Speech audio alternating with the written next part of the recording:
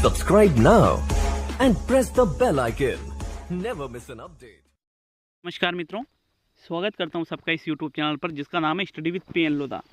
जैसा कि मैंने कल ही बता दिया था कि सुबह 8 बजे आपके पूरे 150 प्रश्नों का मेगा टेस्ट आ रहा है। सभी विषय इसमें शामिल है साथियों, दोनों लेवल के लिए। तो देखिएगा पूरे 150 प्रश्नों को, जो नवीन पैटर्न है, नवीन सिलेबस है, उसी के अनुसार बहुत ही शानदार लेवल का ये पेपर मैंने बनाया है। तो आप अगर 100 क्वेश्चन भी यहाँ पर कर देते हो तो रीट में आप 100 से ज़्यादा 115-20 क्वेश्चन आराम से कर दोगे। तो वीडियो को पूरा ही देख कर जाइएगा। एक एक प्रश्न को एनसीईआरटी आरबीएससी की पाठ्य पुस्तकों में से ज़्यादातर क्वेश्चन मैंने लिए हैं मित्रों। तो चलिए वीडियो को शुरू करते हैं बिना समय गवाए। देखते हैं सबसे पहले साइकोलॉजी के 30 क्वेश्चन देखेंगे मित्रों। 30 जो क्वेश्चन आपके आते हैं उसी के आधार पर मैंने ये टेस्ट बनाया है। तो चलिए साइकोलॉजी का पार्ट फर्स्ट देखते हैं। प्रश्न 30 हैं उसके साथियों। तो चलिए शुरू करते हैं इस वीडियो को। तो मित्रों देखिए, रीट 2021 संपूर्ण मॉडल पेपर 150 प्रश्नों का, लेवल 1 और लेवल 2 हेतु भी काफ़ी उपयोगी। तो चलिए शुरू करते हैं इस वीडियो को। भाग फर्स्ट में मैंने क्या शामिल किया है जो आपके रीट में आता है साथियों? भाग फर्स्ट शिक्षा शास्त्र व शिक्षण विधियाँ, ये चीज़ें 30 क्वेश्चन इसके मैंने शामिल किए हैं। तो आप वीडियो को पूरा ही अंत तक जरूर देखिएगा। एनसीईआरटी और आरबीएससी की पुस्तकों में से ये प्रश्न मैंने शामिल किए हैं। देखिए पहला क्वेश्चन इसमें आपके साइकोलॉजी का आता है साथियों। एक उद्दीपक जो सामान्यतः एक अनैच्छिक मापन योग्य अनुक्रिया उत्पन्न करे कहलाता है। अनुबंधित उद्दीपक, अनैच्छिक उद्दीपक, अनुबंधित उद्दीपक, सामान्य उद्दीपक।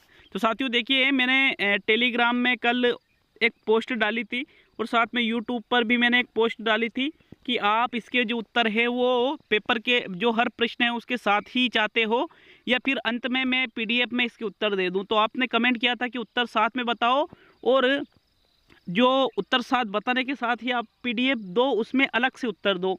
तो साथियों इस प्रकार का आपका कमेंट था, उसी की वोटिंग ज़्यादा हुई, उसी आधार पर मैं उत्तर साथ बता रहा हूं। और इसकी जो पीडीएफ है वो वीडियो के डिस्क्रिप्शन बॉक्स में आपको मिलेगी। पीडीएफ डिस्क्रिप्शन बॉक्स में मिलेगी और साथ में आंसर की भी वहीं से आप डाउनलोड कर सकते हो। तो चलिए पहले प्रश्न का राइट आंसर बताइएगा। एक रजिस्टर और एक पेन ले लीजिए। रजिस्टर पेन ले लीजिए, मूल्यांकन तुरंत का तुरंत हैंड टू हैंड होएगा साथियों। देखिए पहले क्वेश्चन का आंसर है तीसरा विकल्प, अनुबंधित उद्दीपक। इसका राइट आंसर रहेगा अनुबंधित उद्दीपक। मतलब जैसे एक तो होता है अनुबंधित उद्दीपक जैसे घंटी, एक होता है साथियों अनुबंधित उद्दीपक जैसे भोजन। तो भोजन देख करके लार का आना अनैच्छिक क्रिया है, मापन योग्य अनुक्रिया है। तो तीसरा विकल्प पहले प्रश्न में राइट है। चलिए प्रश्न नंबर 2, उस अधिगम को क्या कहते हैं जिसमें ऐच्छिक अनुक्रियाएं उनके परिणामों द्वारा नियंत्रित होती है? क्रिया प्रसूत अनुबंधन, सकारात्मक अधिगम, प्राचीन अनुबंधन, संक्रियावाद। तो साथियों प्रश्न नंबर 2 में राइट आंसर मित्रों दूसरे क्वेश्चन का राइट आंसर है। प्रश्नों का लेवल एकदम शानदार मिलेगा आपको देखने को। उस अधिगम को कहते हैं क्रिया प्रसूत अनुबंधन जिसमें जो ऐच्छिक अनुक्रियाएं हैं वो उनके परिणामों द्वारा नियंत्रित होती है। जैसे स्किनर ने अपने सिद्धांत क्रिया प्रसूत अनुबंधन में क्या प्रयोग किया था? चूहों पर क्या प्रयोग किया कि चूहे लीवर तभी दबाते हैं जब उनको पुनर्बलन मतलब भोजन मिलता है। तो ऐच्छिक अनुक्रिया क्या है? लीवर का दबाना, उनका परिणाम क्या है? भोजन का मिलना। तो साथियों यहाँ विकल्प नंबर 1 सही है प्रश्न संख्या 2 में। चलिए प्रश्न नंबर 3 पे आते हैं। तीसरा क्वेश्चन मित्रों, अधिगम अशक्तता की विशेषता नहीं है। सीखने की अशक्तता वाले बच्चे कई शैक्षिक क्षेत्रों में सीखने में कठिनाई का अनुभव करते हैं, सामान्य या इससे अधिक बुद्धि रखते हैं और इनमें से कोई नहीं। तो मित्रों प्रश्न नंबर 3, अधिगम अशक्तता की कौन सी विशेषता नहीं है? देखिए 2 घंटे का ही ये टेस्ट रहेगा। 2 घंटे में आपके पूरे ही प्रश्न 150 में करवा दूंगा मित्रों। राइट आंसर है सामान्य या इससे अधिक बुद्धि रखते हैं। तो ये अधिगम अशक्तता की विशेषता नहीं है। सीखने की अशक्तता वाले बच्चे अधिगम अशक्तता में आएंगे। कई क्षेत्रों में, शैक्षिक क्षेत्रों में सीखने में कठिनाई का अनुभव कर रहे हैं, वो भी अधिगम अशक्तता में ही आएंगे। तो तीसरा विकल्प सही है तीसरे क्वेश्चन में। प्रश्न नंबर 4, डाउट आएगा अगर 150 में से 4-5 प्रश्न पर, तो वो भी हमें कमेंट करके बताए साथियों। एरिक्सन के अनुसार बालक विद्यालय जाना किस अवस्था में आरंभ करते हैं? विश्वास बनाम अविश्वास, उपक्रम बनाम ग्लानि, समग्रता बनाम भग्नाशय, पहचान बनाम भूमिका संभ्रम। कौन सा आंसर है चौथे क्वेश्चन का? पहचान बनाम भूमिका संभ्रम तो किशोरावस्था है। किशोरावस्था से पहले आती है बाल्यावस्था। तो बाल्यावस्था की अवधि होती है 6 से 12। इसी में बालक विद्यालय जाना आरंभ करता है और इसी को इरिक एरिक्सन ने साथियों क्या नाम दिया है? उपक्रम बनाम गलहानी। दूसरा विकल्प आपका यहाँ पर सही है प्रश्न संख्या 4 में। चलिए नेक्स्ट प्रश्न नंबर 5। वह स्थिति जिसमें व्यक्ति समान लक्ष्य द्वारा विकर्षित एवं आकर्षित होता है एवं दुविधा की अनुभूति का प्रदर्शन करता है कहलाती है? उपागम उपागम द्वंद्व, उपागम परिहार द्वंद्व, परिहार परिहार द्वंद्व और इनमें से कोई नहीं। 5वें क्वेश्चन का राइट आंसर साथियों, 5वें क्वेश्चन का राइट आंसर है दूसरा विकल्प, उपागम परिहार द्वंद्व उसे कहेंगे। देखिए जिसमें व्यक्ति समान लक्ष्य द्वारा एक तरफ तो विकर्षित हो रहा है और एक तरफ आकर्षित हो रहा है। 5वें क्वेश्चन में मित्रों देखिए पहले तो विकर्षित हो रहा है और फिर आकर्षित हो रहा है। तो साथियों विकर्षित और आकर्षित, विकर्षित का मतलब परिहार, आकर्षित का मतलब उपागम। दूसरा विकल्प सही रहेगा प्रश्न 5 में। चलिए नेक्स्ट प्रश्न नंबर 6 पे आते हैं। संवेग का वह सिद्धांत जिसके अनुसार शारीरिक परिवर्तन तथा संवेग की अनुभूति एक साथ घटित होती है कौन सा है? केनन-बार्ड सिद्धांत, जेम्स लेंगे सिद्धांत, मूल प्रवृत्ति का सिद्धांत और व्यवहारवाद का सिद्धांत। प्रश्न संख्या 6 में मित्रों इसका राइट आंसर है वो है केनन-बार्ड सिद्धांत। इस सिद्धांत के अनुसार केनन-बार्ड ने क्या बताया है कि जो शारीरिक परिवर्तन और जो संवेग की अनुभूति है दोनों एक साथ घटित होती है। जेम्स लेंगे सिद्धांत वाला भालू वाला जो उदाहरण है वो इसके अंतर्गत आएगा। पहला विकल्प सही है प्रश्न नंबर 6 में। चलिए नेक्स्ट प्रश्न नंबर 7। ऐसा चिंतन जो मौलिक हो, आविष्कारशील हो, लचीला हो और सृजनात्मकता की विशेषता रखता हो क्या कहेंगे? अभिसारी चिंतन, अपसारी चिंतन, निगमनात्मक चिंतन, वास्तविक चिंतन। प्रश्न संख्या 7 का तो देखिए मौलिक, आविष्कारशील, लचीला, सृजनात्मक, जिसको हम अपसारी चिंतन के नाम से जानते हैं मित्रों। विकल्प नंबर 2 सही है, बल्कि यहाँ एक और है अभिसारी चिंतन, ये बुद्धि से संबंधित है। चलिए नेक्स्ट प्रश्न नंबर 8। सामाजिक अधिगम में वह प्रक्रिया जिसके द्वारा बच्चा दूसरों का प्रेक्षण तथा अनुकरण करके सामाजिक तथा संज्ञानात्मक व्यवहार सीखता है। अनुकरण, मॉडलिंग, संज्ञानवाद, समूह परीक्षण क्या कहा जाएगा? प्रश्न नंबर 8 में राइट आंसर मित्रों इसको कहा जाएगा मॉडलिंग। क्या कहा जाएगा? मॉडलिंग। मॉडलिंग का मतलब होता है जहां बच्चा दूसरों के व्यवहार को देखता है, प्रेक्षण करता है और फिर उसका अनुकरण करके सामाजिक और संज्ञानात्मक व्यवहार सीखे। दूसरा विकल्प सही है, उसको ही हम मॉडलिंग कहेंगे। चलिए नेक्स्ट 9वां क्वेश्चन। जीन पियाजे के अनुसार वह कौशल कौन सी अवस्था में विकसित होता है जिसमें मांसपेशियों के व्यापक रूप से क्रियाकलाप की आवश्यकता होती है, जैसे टहलना, स्थूल पेशीय विकास, पूर्व संक्रियात्मक अवस्था, मूर्त संक्रियात्मक अवस्था, अमूर्त चिंतन की अवस्था। तो देखिए जैसे टहलना तो साथियों ये स्थूल पेशीय कौशल या पूर्व संक्रियात्मक, मूर्त संक्रियात्मक, अमूर्त चिंतन की। तो साथियों एक होता है सूक्ष्म पेशीय कौशल और एक होता है स्थूल पेशीय कौशल, टहलना इसी के अंतर्गत आएगा। विकल्प नंबर 1 सही है 9वें क्वेश्चन में। चलिए नेक्स्ट प्रश्न नंबर 10। आनुवांशिक सूचना की इकाइयां डीएनए निर्मित गुणसूत्र कहलाते हैं। गुणसूत्र जीन, डीएनए और आरएनए। तो डीएनए से तो निर्मित होते हैं, गुणसूत्र जो डीएनए से निर्मित होते हैं उनको हम जीन कहते हैं साथियों। क्या कहते हैं? जीन। विकल्प नंबर 2 सही है प्रश्न नंबर 10 का। चलिए आगे बढ़ते हैं प्रश्न नंबर 11 पर। पूर्व संक्रियात्मक अवस्था का एक पक्ष जिसमें यह विश्वास की निर्जीव वस्तुओं में जीवन जैसे गुण होते हैं और वे कार्य करने में भी सक्षम होते हैं कहलाता है। आत्मकेंद्रितता, वस्तु स्थायित्व, जीववाद और अमूर्त चिंतन। बिल्कुल इसी प्रकार का आपका रीट एग्जाम 2021 में पेपर बनेगा मित्रों। इसी लैंग्वेज में, लैंग्वेज और ज़्यादा हाई हो सकती है लेकिन इसकी भी लैंग्वेज बहुत ही शानदार है एग्जाम के अनुसार। तो साथियों इसको क्या कहेंगे? देखिए 11वें क्वेश्चन में इसको कहा जाएगा जीववाद। निर्जीव वस्तुओं में भी जीवन जैसे गुणों का होना जीववाद कहलाता है। चलिए नेक्स्ट प्रश्न नंबर 12वां क्वेश्चन। किसी व्यक्ति द्वारा अपने स्वयं को दूसरे व्यक्तियों के साथ संबद्ध करने और उनकी विशेषताओं या दृष्टिकोणों को स्वीकार करने की प्रक्रिया कहलाती है। प्रतिगमन, पलायन, तादात्म्य और उद्भवन। क्या कहेंगे? प्रश्न नंबर 12 का राइट आंसर। तो मित्रों इसको कहा जाता है तादात्म्य। क्या कहा जाता है? तादात्म्य के नाम से जानते हैं। विकल्प नंबर 3 सही रहेगा प्रश्न संख्या 12 में। चलिए देखिए प्रतिगमन, पलायन, पूर्व की अवस्थाओं में लौटना, ये तो अलग चीज हो जाती है, इसलिए ये पहला दूसरा सही नहीं है। नेक्स्ट प्रश्न नंबर 13। निम्न में से कौन सा बुद्धि के बारे में सही नहीं है? एक चीज तो सही नहीं है, बाकी 3 सही है। जो सही नहीं है वही आपका आंसर है। यह व्यक्ति की मानसिक क्षमता है, सामंजस्य स्थापित करने में सहायक है, व्यवहार की गुणवत्ता से आकी जाती है, अपरिवर्तनशील विशेषता है। बताइए कौन सा कथन सत्य लग रहा है? बिल्कुल मित्रों अगर आपने तीसरे विकल्प को चुना है तो गलत है, दूसरे को चुना है तो गलत है, पहले को चुना है तो गलत है, अगर चौथे को चुना है तो आपका आंसर सही है, क्योंकि ये अपरिवर्तनशील विशेषता नहीं है बल्कि परिवर्तनशील है साथियों। उपरोक्त तीनों कथन तो क्या है साथियों, सत्य है, और ये सत्य नहीं है वही देखना था, तो चौथा विकल्प। चलिए नेक्स्ट प्रश्न नंबर 14 पे आते हैं। प्रश्न नंबर 14 इधर है आपका, निम्न में से कौन सा बुद्धि का सिद्धांत संज्ञानात्मक प्रक्रिया पर आधारित है? स्टर्नबर्ग का त्रितंत्रीय सिद्धांत, गार्डनर का बहुबुद्धि सिद्धांत, गिलफोर्ड का त्रिआयामी सिद्धांत, स्पीयरमैन का द्विकारक सिद्धांत।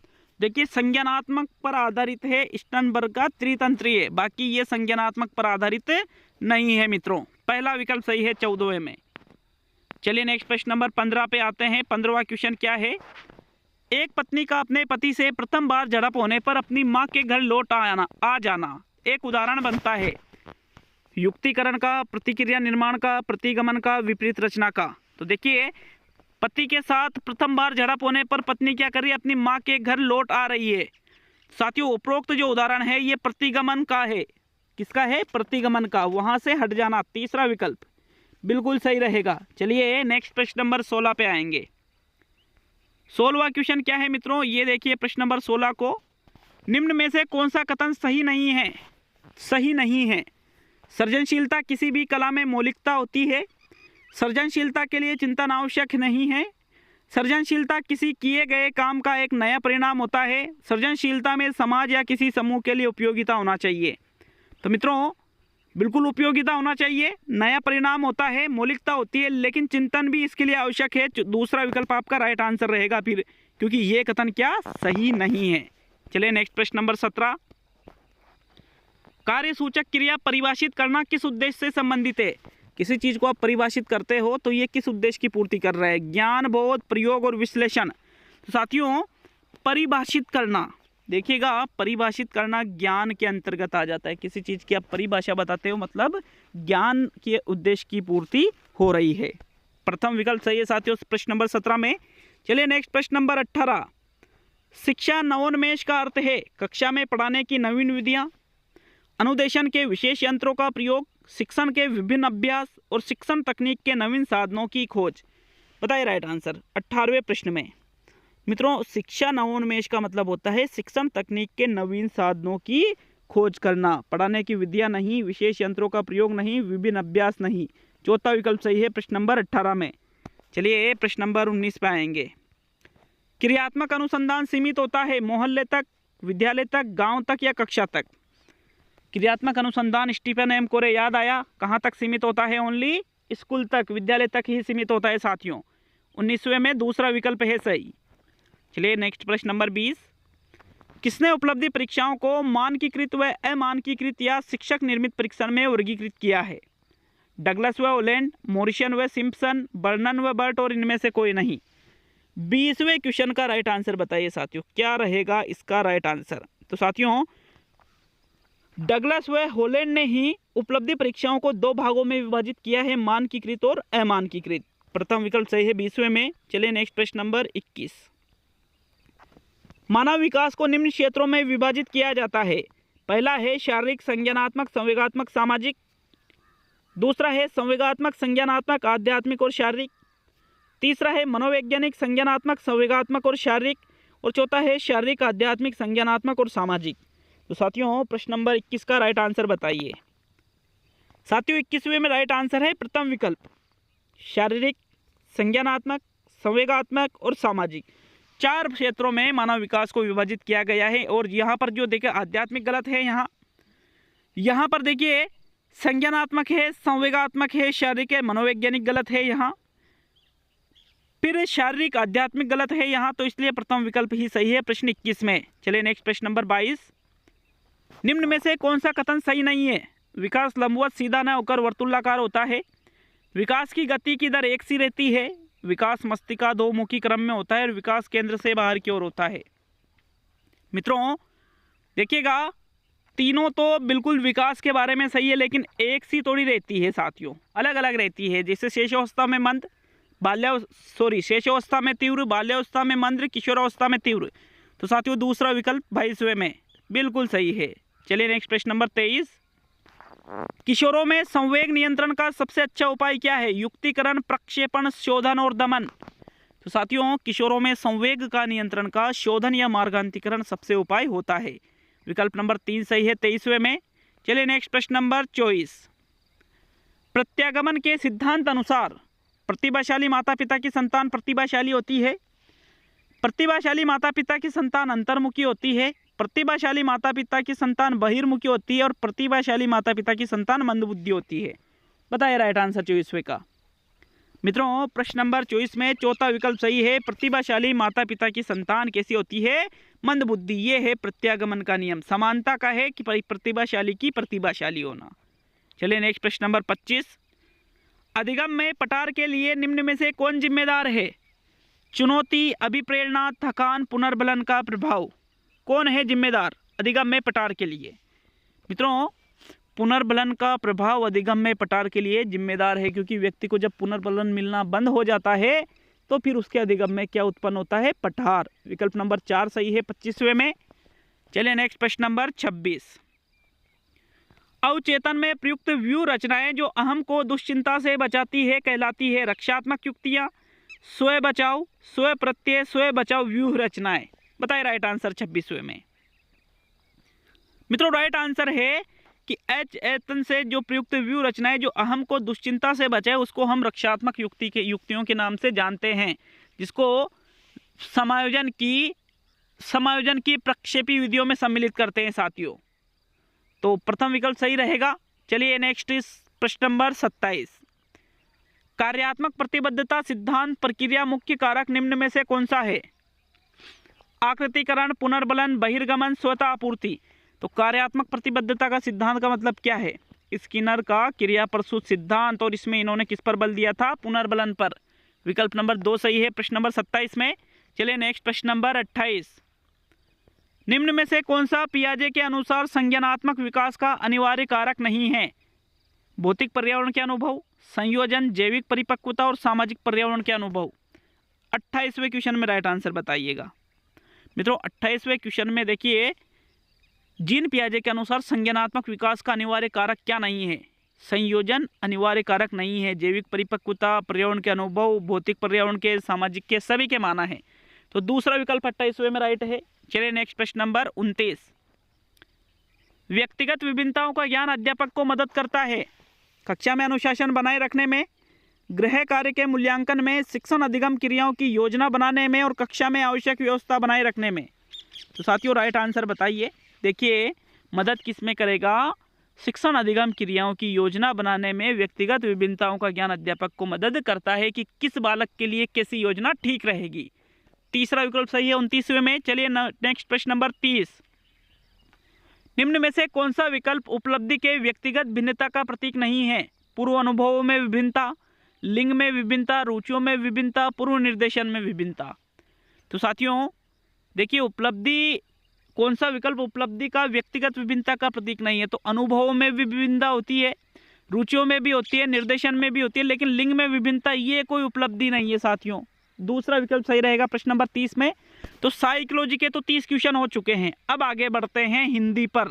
हिंदी के 30 प्रश्नों को करेंगे साथियों। लैंग्वेज फर्स्ट आपके अगर हिंदी है या लैंग्वेज सेकंड अगर आपके हिंदी है तो आप पूरे के पूरे 30 क्वेश्चनों को करके जाना इसके भी। चलिए शुरू करते हैं। हिंदी का टेस्ट भी भाग 2 है। 31 से लेकर के 60 क्वेश्चन हिंदी के मिलेंगे ग्रामर और विधियों के सहित।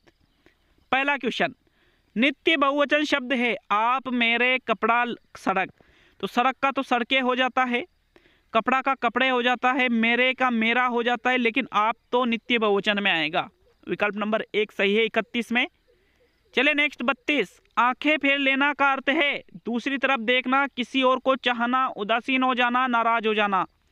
तो मित्रों आंखें फेर लेना इसका क्या अर्थ रहेगा? 32वें में राइट आंसर। साथियों 32वें में राइट आंसर है उदासीन हो जाना, मतलब कोई भी उत्तर नहीं देना, कोई प्रतिक्रिया नहीं देना। आंखें फेर ली, यूँ कहते हैं ना, आंखें फेर ली उसने। तो तीसरा विकल्प सही है 32वें में। नेक्स्ट प्रश्न नंबर 33।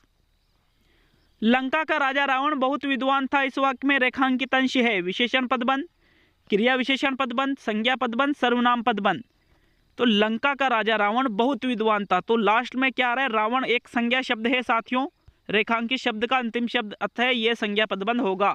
विकल्प नंबर 3 सही रहेगा 33वें में। चलिए नेक्स्ट प्रश्न नंबर 34। निम्न में से किस शब्द में हारा प्रत्यय नहीं है? पनिहारा, पालनहारा, लकड़हारा, किस्मतहारा। तो साथियों प्रश्न नंबर 34 का राइट आंसर बताइए, कौन से में हारा प्रत्यय नहीं लगा हुआ है? मित्रों प्रश्न नंबर 34 में पनिहारा नहीं होता है, पनिहारी होती है साथियों, गलत है ये। पालनहारा होता है, किस्मतहारा होता है, लकड़हारा होता है, इसलिए प्रथम विकल्प सही है 34 में।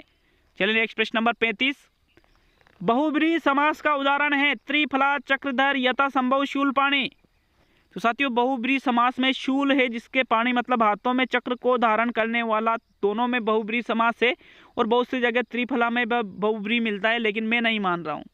हो सकता है आप मानते हो, लेकिन दूसरा और चौथा तो बिल्कुल शुद्ध है। चलिए नेक्स्ट प्रश्न नंबर 36। पक्षपातपूर्ण व्यवहार करना भाव की अभिव्यक्ति हुई है। चिराग तले अंधेरा, दाल में काला होना, अंधा बाटे रेवड़ी, फिर अपने को देई, और तिनके की ओट में पहाड़। तो साथियों पक्षपातपूर्ण व्यवहार करना ये है अंधा बाटे रेवड़ी, फिर अपने को दे, अर्थात पक्षपातपूर्ण व्यवहार करना। विकल्प नंबर 3 सही है साथियों 36 में। चलिए नेक्स्ट प्रश्न नंबर 37।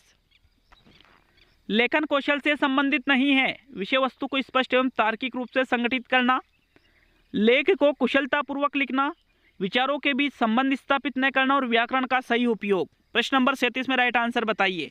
कॉपी पेन में लिखते जाइए, कितने कर पाओगे? तो साथियों 37वें क्वेश्चन में राइट आंसर रहेगा विचारों के बीच संबंध स्थापित न करना।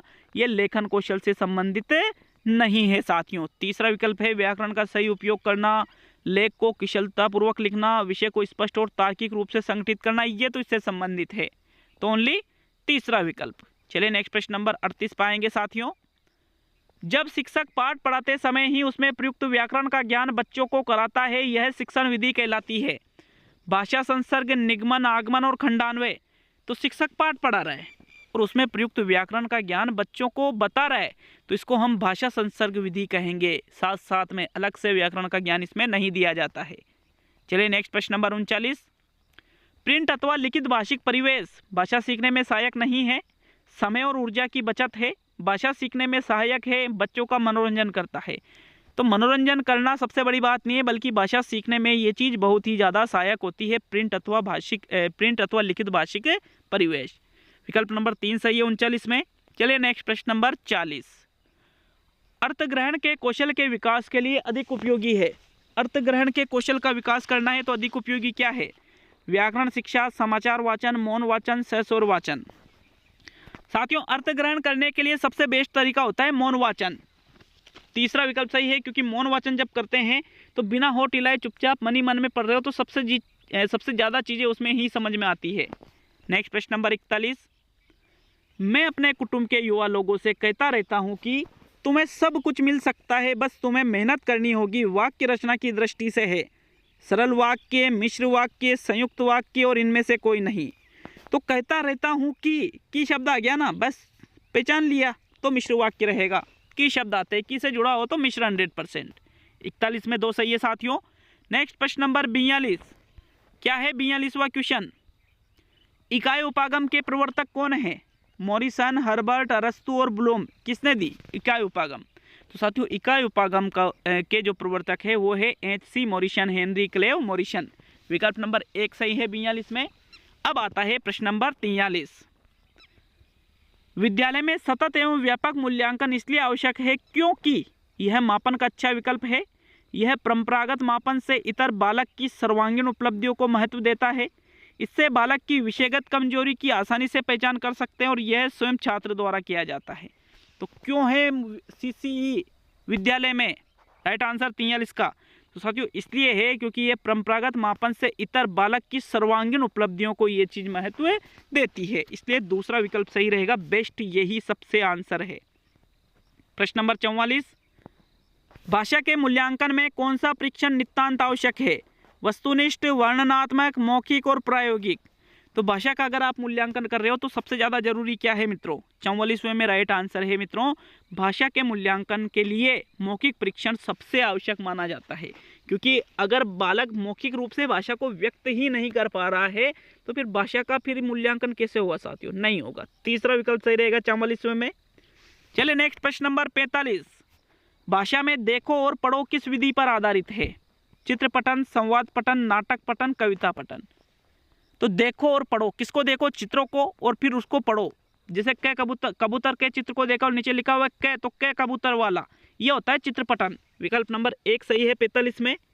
चलिए नेक्स्ट प्रश्न नंबर 46। पीडीएफ जरूर डाउनलोड कर लेना, डिस्क्रिप्शन बॉक्स से वीडियो के नीचे दे रखी है मैंने। प्राथमिक स्तर पर वाचन का मुख्य उद्देश्य, कमेंट बॉक्स, बहुत सारे लोग क्या डिस्क्रिप्शन बॉक्स नहीं जानते हैं। कमेंट बॉक्स में नहीं है, डिस्क्रिप्शन बॉक्स वीडियो के जस्ट नीचे ये इस प्रकार का ये जो निशान लगा हुआ है ना साथियों, ये इस पर क्लिक कीजिएगा, वीडियो के जस्ट वहीं पे लगा हुआ है, वहीं से कमेंट बॉक्स खुलता है। प्राथमिक स्तर पर वाचन का मुख्य उद्देश्य क्या है? शुद्ध उच्चारण क्षमता का विकास करना, आत्मविश्वास को बढ़ाना, शब्द भंडार में वृद्धि, भाषा का ज्ञान कराना। तो मित्रों प्राथमिक स्तर पर वाचन का मुख्य उद्देश्य बताइएगा 46वें में राइट आंसर। साथियों शुद्ध उच्चारण क्षमता का विकास करना ही वाचन का मुख्य उद्देश्य माना जाता है, शब्द भंडार में वृद्धि करना नहीं होता है, ये तो गद्य में होता है मित्रों। चलिए नेक्स्ट प्रश्न नंबर 47। निम्न में से कौन सा दृश्य श्रव्य उपकरण है? Radio, Telegram, Akashvani, Doordarshan. तो टेलीग्राम दृश्य श्रव्य नहीं है, रेडियो नहीं है, आकाशवाणी नहीं है, ये दोनों श्रव्य है, ये दृश्य है और ये क्या है? दृश्य श्रव्य। चौथा विकल्प सही है 47 में। नेक्स्ट प्रश्न नंबर 48। निम्न में से इक प्रत्यय से निर्मित शब्द नहीं है? न्यायिक, अधिक, ऐतिहासिक, शैक्षणिक। शिक्षण प्लस इक शैक्षणिक, इतिहास प्लस इक ऐतिहासिक, न्याय प्लस इक न्यायिक और अधिक, अधिक में थोड़ी इक प्रत्यय है, इसलिए ये आपका सही आंसर है दूसरा विकल्प 48 में। चलिए नेक्स्ट प्रश्न नंबर 49। किस विधि में बार बार उच्चारण व कंठस्थीकरण पर बल दिया जाता है? सूत्र, परायण, व्याकरण और भंडारकर। तो साथियों ये भंडारण नहीं है, भंडारकर लिखा था। कंठस्थीकरण पर बल किसमें देंगे? उच्चारण और कंठस्थीकरण पर। साथियों राइट आंसर आपका रहेगा परायण विधि में बार बार उच्चारण और कंठस्थीकरण पर बल दिया जाता है, दूसरा विकल्प सही है 49 में। नेक्स्ट प्रश्न नंबर 50। प्राथमिक स्तर पर भाषा सीखने से क्या तात्पर्य है? उच्च स्तरीय साहित्य पढ़ना, भाषा वैज्ञानिक तथ्य स्पष्ट करना, भाषा का व्याकरण सीखना, भाषा का प्रयोग सीखना।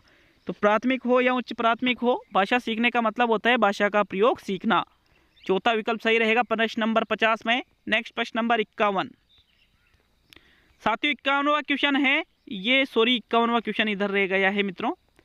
वाक्य का वह अंश जो वाक्य के उद्देश्य के विषय में बताता है क्या कहलाता है? विधेय, विस्तारक, वाचक, उपवाक्य। तो जो वाक्य के उद्देश्य के विषय में बताए उसको कहा जाता है विधेय। क्या कहा जाता है? विधेय कहा जाता है मित्रों। विकल्प नंबर 1 सही रहेगा प्रश्न नंबर 51 में। चलिए नेक्स्ट आते हैं प्रश्न नंबर 52 पर। हजारों लोगों को मौत के घाट उतारकर वह तूफान थमाता, संयुक्त वाक्य है ये, या ये मिश्र वाक्य है, या ये सरल वाक्य है, या इनमें से कोई नहीं। तो साथियों हजारों लोगों को मौत के घाट उतारकर वह तूफान थमाता, नहीं तो कोई वाक्य जुड़ा हुआ है, न ही कोई एक दूसरे वाक्य पर आश्रित है, तो फिर हम इसको क्या कहेंगे साथियों? सरल या साधारण वाक्य। 52वें में दूसरा जो विकल्प है वो सही रहेगा। चले नेक्स्ट प्रश्न नंबर 53। सूरदास खल कामरी चढ़े न दूजो रंग, क्या है इसका अर्थ? अर्थात साधु अपनी साधुता नहीं छोड़ता, दुष्ट अपनी दुष्टता नहीं छोड़ता, काले कंबल पर रंग नहीं चढ़ता और मूर्ख कभी समझदार नहीं हो सकता। तो साथियों सूरदास खल कामरी चढ़े न दूजो रंग, इसका अर्थ क्या होता है? दुष्ट अपनी दुष्टता नहीं छोड़ता है, कुछ भी कर लो भले। विकल्प नंबर 2 सही रहेगा प्रश्न नंबर 53 में। हो सकता है वो दूसरों को बता रहा है कि मैंने दुष्टता छोड़ दी, लेकिन ऐसा नहीं करता है वो। चलिए नेक्स्ट प्रश्न नंबर 54 पे आते हैं मित्रों। 54वां क्वेश्चन है, निम्न वाक्यों में मिश्र संयुक्त वाक्य कौन सा है? मिश्र संयुक्त। मेरे पिताजी अस्वस्थ है और पलंग पर लेटे हैं, अतः वे बाजार नहीं जा सकते हैं। हमें जल्दी चलना होगा ताकि समय पर पहुंचे और जल्दी भी लौट आए। मैंने समझाया और उसने भूल सुधार ली तथा उसने फिर कभी गलती नहीं की। क्योंकि लड़का जल्दी उठा था इसलिए वह बस पकड़ सका और इसलिए वह समय पर भी पहुंच सका। तो कौन सा मिश्र और संयुक्त वाक्य है मित्रों? प्रश्न नंबर 54 का राइट आंसर। मित्रों राइट आंसर है हमें जल्दी चलना होगा ताकि, ये मिश्र हो गया, समय पर पहुंचे और ये संयुक्त हो गया जल्दी भी लौट आए। दूसरा विकल्प सही रहेगा प्रश्न नंबर 54 में। चलिए नेक्स्ट प्रश्न नंबर 55। कौन सा युग्म विमेल है? बेमेल भी हम इसको कह सकते हैं। गीत विधि, पद्य शिक्षण, द्विभाषी विधि, अनुवाद शिक्षण, रंगमंच विधि, नाटक शिक्षण, दंडान्वय विधि, गद्य शिक्षण। तो साथियों प्रश्न नंबर 55 में राइट आंसर क्या रहेगा? देखिए गीत विधि पद्य की होती है, द्विभाषी अनुवाद की होती है, रंगमंच नाटक की होती है, लेकिन दंडान्वय पद्य की नहीं, सॉरी गद्य की नहीं पद्य की होती है। तो चौथा विकल्प 55 में राइट रहेगा। नेक्स्ट प्रश्न नंबर 56, किस भाषा शिक्षण सिद्धांत से अध्यापक की विषय वस्तु में रोचकता आती है? अभ्यास का, मौखिक कार्य का, क्रियाशीलता का और नियोजन का। तो साथियों रोचकता किससे आएगी? देखिए रोचकता आती है जब अध्यापक नियोजन करेगा, तभी तो रोचकता बढ़ेगी। नियोजन मतलब पूर्व निर्धारित वो करेगा कि मुझे ऐसे ऐसे पढ़ाना है, ये सहायक सामग्रियां हैं, बच्चों के लिए इस शिक्षण विधि का प्रयोग करना है इत्यादि। चौथा विकल्प 56 में सही है। नेक्स्ट प्रश्न नंबर 57 पे आते हैं साथियों। 57वां क्वेश्चन क्या है? वह घर आया, फिर ये चिन्ह है, विराम कुछ चिन्ह है, आपको यही पहचानना है। थोड़ी देर बाद चला गया, वाक्य में कौन सा विराम चिन्ह है? पूर्ण विराम, अर्ध विराम, अल्प विराम या प्रश्नवाचक? प्रश्न नंबर 57 में तो साथियों इसको हम कहते हैं अर्ध विराम। ये चिन्ह किसका है? अर्ध विराम का है मित्रों। विकल्प नंबर 2 सही रहेगा 57 में। चलिए नेक्स्ट प्रश्न नंबर 58, शुद्ध शब्द है निरीक्षण, निरीक्षण, निरीक्षण या निरीक्षण? कौन सा वाला निरीक्षण शुद्ध है? तो साथियों नी है प्लस शिक्षण बराबर शब्द बनता है निरीक्षण, बड़ी की मात्रा। प्रथम विकल्प सही है 58वें में। चलिए नेक्स्ट आते हैं प्रश्न नंबर 59 पर। अंतेवासी का अर्थ होता है जो कहा न गया हो, अंक में सोने वाला, अंक में स्थान पाया हुआ और गुरु के साथ रहने वाला। तो साथियों अंतेवासी का मतलब होता है गुरु के साथ रहने वाले को ही अंतेवासी के नाम से जानते हैं। विकल्प नंबर 4 सही है। जो कहा न गया वो तो अकथित होता है, अंक में सोने वाला अंकशाही कहलाता है। तो चौथा विकल्प ही सही है 59 में। चलिए नेक्स्ट प्रश्न नंबर 60, राजस्थानी भाषा के दही जमाने के लिए छाछ या अन्य खटाई की कोई सामग्री कहलाती है राजस्थानी भाषा में? गोफन, जावण, ठान और दांतली। तो साथियों इसको हम कहते हैं जावण। क्या कहते हैं राजस्थानी भाषा में? जावण कहते हैं। जिसमें दही जमाने के लिए छाछ या अन्य खटाई की कोई सामग्री हो उसको ही जावण कहते हैं। दूसरा विकल्प प्रश्न नंबर 60 में सही है। चलिए हिंदी के 30 क्वेश्चन, साइकोलॉजी के 30 क्वेश्चन हो चुके हैं। अब बढ़ते हैं संस्कृत पे। मुझे नहीं लगता है कि 2 घंटे भी पूरे लगने दूंगा मैं, क्योंकि इसी स्पीड से आपको पेपर भी करना होता है। जितना ज़्यादा सोचते हैं, जितना ज़्यादा सोचते हैं, क्वेश्चन ज़्यादा गलत होते हैं, टाइम बिगड़ जाता है साथियों। तो चलिए अब देखते हैं संस्कृत के प्रश्नों को। तो बढ़ते हैं प्रश्न तीसरे भाग पर साथियों, जहां पर आपको भाग 3 में संस्कृत के 61 से लेकर के 90 तक शिक्षण विधि और व्याकरण के बहुत ही शानदार प्रश्न देखने को मिलेंगे। पूरा ही टेस्ट करके जाना साथियों। तो चलिए देखते हैं प्रश्न नंबर 61 को। तो साथियों देखिए भाग 3 पे हम आए हैं। संस्कृत के प्रश्न नंबर 61 से लेकर के 90 तक के जो क्वेश्चन हैं वो संस्कृत ग्रामर और व्याकरण के हैं। तो आप सभी पूरे इस भाग को भी पूरा करिएगा और काउंट डाउन आप कीजिए कि कितने क्वेश्चन हो रहे हैं आपके। तो प्रश्न नंबर 61 है, मृच्छकटिकम पदाशस्य विच्छेदो अस्ति, अर्थात मृच्छकटिकम पद का विच्छेद करना है। पहला विकल्प है मृद प्लस छकटिकम, दूसरा है मृत प्लस छकटिकम, तीसरा है मृद प्लस शकटिकम और चौथा है मृत प्लस शकटिकम। तो साथियों प्रश्न संख्या 61 में राइट आंसर बताइए।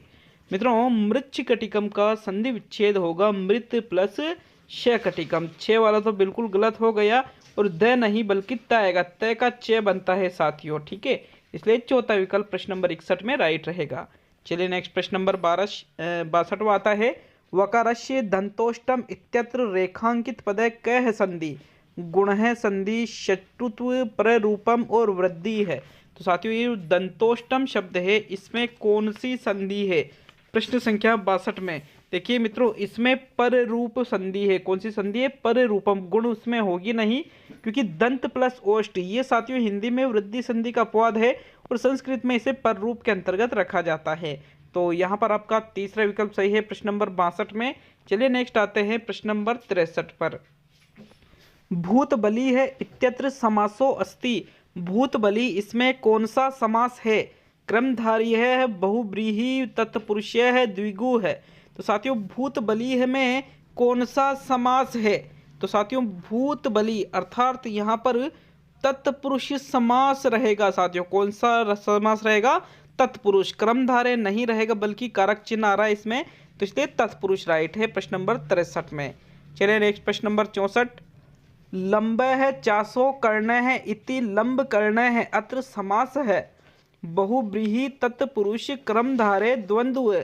तो साथियों लंब है चासो कर्ण इति लंब कर्ण, तो मतलब लंबा है जो कान अर्थात यहाँ पर विशेषता बताई जा रही है, तो फिर कर्मधारय समास आपका राइट आंसर रहेगा प्रश्न संख्या 64 में। चलिए नेक्स्ट आते हैं प्रश्न नंबर 65 पर। मित्रों प्रश्न नंबर 65 ये देखिए, प्रश्न नंबर 65 को ये अंतरांतरेण योगे विभक्ति बहुती अर्थात अंतरांतरेण के योग में कौन सी विभक्ति होती है, प्रथमा, द्वितीया, तृतीया या चतुर्थी। प्रश्न नंबर 65 का राइट आंसर बताइए साथियों। मित्रों अंतरांतरेण के योग में द्वितीय विभक्ति का प्रयोग होता है। कौन सी विभक्ति का प्रयोग होता है, द्वितीय विभक्ति का। विकल्प नंबर 2 सही रहेगा आपका प्रश्न नंबर 65 में। चलिए नेक्स्ट आते हैं प्रश्न नंबर 66 पर। शिशु दूध के लिए रोता है, इसका आपको देखिएगा अनुवाद शुद्ध रूप लिखना है। शिशु है दुग्धेन कृदंती, शिशु है दुग्धे कृदंती, शिशु है दुग्धात कृदंती और शिशु है दुग्धाय कृदंती। तो साथियों रो रहा है यहाँ पर दूध के लिए तो साथियों संप्रदान के लिए अर्थात यहाँ पर जो विभक्ति लगेगी आपके वो कौन सी लगेगी साथियों 66वें में। तो साथियों कर्ता ने कर्म को करण से संप्रदान के लिए, तो यहाँ पर दूध का जो यहाँ पर संप्रदान वाली विभक्ति है चतुर्थी वो रहेगी दुग्धाई। चौथा विकल्प सही रहेगा प्रश्न नंबर 66 में। चलिए नेक्स्ट प्रश्न नंबर 67। भय योगे कारक है बहुती संप्रदान, अधिकरण, अपादान और करण। भय के योग में कौन सा कारक होता है साथियों 67 में राइट आंसर बताइए। तो मित्रों 67 में जो आपका राइट आंसर है वो रहेगा अपादान कारक। भय के योग में अपादान कारक होता है। भय अपादान से अलग होना, व्यक्ति उस स्थान से अलग हो जाता है, तो जैसे चोरात भयम, इस प्रकार से। तीसरा विकल्प सही रहेगा प्रश्न नंबर 67 में। चलिए नेक्स्ट प्रश्न नंबर 68। संस्कृतम पाठ्य पुस्तकानि लघु सिद्धांत कौमुदी रचनाकार कै है, पतंजलि, पाणिनि, कात्यायन और वरदराज आचार्य। तो साथियों संस्कृत जो पाठ्य पुस्तक है लघु सिद्धांत कौमुदी ये किसके द्वारा लिखी गई है 68 में राइट आंसर बताइएगा। तो मित्रों लघु सिद्धांत कौमुदी वरदराज आचार्य के द्वारा लिखी गई है। चौथा विकल्प सही रहेगा 68 में। चलिए नेक्स्ट आते हैं प्रश्न नंबर 69 पर। गलेयम इत्यत्र प्रत्यय है यत, कत, यम, अनियर। तो साथियों कत तो होगा नहीं, यम के अर्थ ये बाद में अंत में क्या शेष रहे, यम में शेष रह रहे, तो इसमें कत तो होगा ही नहीं। अब 3 विकल्प और बच रहे, यत, यम और अनियर। कौन सा रहेगा 69 में मित्रों। तो साथियों गलेयम में यत प्रत्यय का प्रयोग हुआ है, किसका, यत का। विकल्प नंबर 1 सही है 69 में। चलिए नेक्स्ट देखते हैं प्रश्न नंबर 70 को। कस्मिन् विदो शिक्षकम सर्वप्रथम छात्राणाम समक्षे विशिष्टानि उदाहरणानि उपस्थायति। मतलब किस विधि में शिक्षक सबसे पहले छात्रों के समक्ष विशिष्ट उदाहरणों को प्रस्तुत करता है। निगमन विधि है, आगमन विधि है, समवाय विधि है, पाठ्य पुस्तक विधि है। तो साथियों निगमन विधि में छात्रों के समक्ष पहले उदाहरण प्रस्तुत किए जाते हैं, फिर उदाहरणों के माध्यम से छात्रों द्वारा निष्कर्ष निकलवाए जाते हैं। तो यहाँ आपका जो आगमन विधि है 70वें क्वेश्चन में दूसरा विकल्प वो ही सही आंसर रहेगा। चलिए नेक्स्ट प्रश्न नंबर 71 पे आते हैं मित्रों। प्रश्न नंबर 71। कस्मिन् विधि है शिक्षक है कथावाचका है इव आचरणम करोति। मतलब किस विधि में शिक्षक कथावाचक की तरह आचरण करता है। तुलना विधि है, टीका विधि है, व्यास विधि है, दंडान्वय विधि है। तो साथियों देखिए उस विधि को बताइएगा जिसमें शिक्षक कथावाचक की तरह आचरण करता है। तो मित्रों राइट आंसर है व्यास विधि। कौन सी विधि है वो, व्यास या भाष्य विधि में ही शिक्षक कथावाचक की तरह आचरण करता है। विकल्प नंबर 3 सही है साथियों 71 में। चलिए नेक्स्ट आते हैं प्रश्न नंबर 72 पर। 72। हर्बर्टीय पंचपदी प्रथम है सोपानम अस्वर्तते। हर्बर्ट की पंचपदी में प्रथम सोपान कौन सा है। प्रस्तावना है, तुलना है, सामान्यीकरण है, प्रयोगे है। तो हर्बर्ट की पंचपदी में सबसे पहले आप तुलना तो करोगे नहीं, प्रयोग भी नहीं करोगे, सामान्यीकरण भी नहीं करोगे, बल्कि सबसे पहले क्या करना पड़ेगा, प्रस्तावना करना पड़ेगा साथियों। प्रस्तावना से ही प्रकरण निकालोगे, फिर बाद में उसके बाद प्रस्तुतिकरण करोगे। तो ये तो बात की बात है, सबसे पहले पूछा है तो प्रस्तावना सही रहेगा। चलिए नेक्स्ट प्रश्न नंबर 73। शिक्षा या है प्रमुख है अंग है किम। शिक्षा का प्रमुख अंग कौन है। धनम, छात्र है, पाठ्यक्रम है, विद्यालय है। तो मित्रों शिक्षा का प्रमुख अंग माना जाता है वर्तमान में छात्र को। किसको माना जाता है, छात्र को ही शिक्षा का प्रमुख अंग माना गया है। दूसरा विकल्प 73 में राइट है। चलिए नेक्स्ट प्रश्न पे आते हैं, प्रश्न नंबर 74। श्रवण कौशलस्य साधनम नास्ति, श्रवण कौशल का साधन नहीं है। आकाशवाणी, दूरवाणी, ध्वनि मुद्रण यंत्रम, पुस्तकम। तो श्रवण कौशल का, तो साथियों दूरवाणी हो, आकाशवाणी हो, ध्वनि मुद्रण यंत्र कौशल हो, ये सभी श्रवण कौशल के साधन हैं, लेकिन पुस्तक श्रवण कौशल का साधन नहीं है। विकल्प नंबर 4 सही रहेगा आपका, क्योंकि श्रवण कौशल पुस्तक थोड़ी, ये तो दृश्य में आ जाती है मित्रों। चलिए नेक्स्ट प्रश्न नंबर 75 पे आते हैं। पद्य शिक्षणस्य प्रमुखा विशेषता है वर्तते। पद्य शिक्षण की प्रमुख विशेषता है ज्ञानम, नीम, भाव, रस, च, अभिनय। तो साथियों अभिनय तो नाटक शिक्षण की विशेषता है, और पद्य की है भाव रस, च, भाव रस प्रदान करना बच्चों को, ये पद्य शिक्षण की प्रमुख विशेषता मानी जाती है। विकल्प नंबर 3 सही है, क्योंकि इसमें भावों और रसों को ज़्यादा महत्व दिया जाता है मित्रों। नेक्स्ट प्रश्न नंबर 76 पे आते हैं। देखिए 50% तो आपका टेस्ट पूरा हो चुका है, अभी यही 41 मिनट हुए। मैंने कहा 2 घंटे का तो नाम लिया था, लेकिन 2 घंटे में लगने नहीं दूंगा। प्रश्न नंबर 76, सम प्लस दृश्य प्लस ल्यप कृदंत प्रयोगे संपश्य, संदृश्य, संदृश्य और संदृष्टवा। तो ल्यप में दृष्टवा, तो ये तो कतवा हो गया। ल्यप में कौन सा रहेगा साथियों? प्रश्न नंबर 76 में राइट आंसर बताइएगा। देखिए इसमें शब्द बनेगा संदृश्य है, मैं का क्या बन जाएगा? न बन जाएगा, और ल्यप से ये शेष रह जाएगा। तो दूसरा विकल्प सही रहेगा 76 में। चलिए नेक्स्ट आते हैं प्रश्न नंबर 77। गंगा नदी हिमालय से निकलती है इति वाक्यस्य संस्कृत अनुवाद है करोति। इस वाक्य का संस्कृत में अनुवाद करना है। गंगा नदी हिमवत प्रभवति, गंगा नदी हिमवतस्य प्रभवति, गंगा नदी हिमावानात प्रभवति और सर्वाणी। तो साथियों संस्कृत में क्या अनुवाद रहेगा? 77 में राइट आंसर बताइए मित्रों। इसका राइट आंसर है गंगा नदी हिमवत है प्रभवती, अर्थात गंगा नदी हिमालय से निकलती है, यही इसका शुद्ध अनुवाद है मित्रों। चलिए नेक्स्ट प्रश्न नंबर 78। पितृ शब्दस्य चतुर्थी एकवचने रूपम अस्ति। पितृ शब्द का चतुर्थी एकवचन रूप है पित्रा, पितरम, पित्रे, पितराय। बताइए राइट आंसर 78 में मित्रों। पितृ शब्द का चतुर्थी एकवचन की बात करें तो पितृ शब्द ही चतुर्थी एकवचन इसका बनता है। विकल्प नंबर 3 सही रहेगा 78 में। चलिए नेक्स्ट आते हैं प्रश्न नंबर 79 पर। स है खंजय है रिक्तिस्थान उचित पूर्ति करोति। रिक्त स्थान की उचित पूर्ति कीजिए। पादेन, पादस्य, पादात, पादम।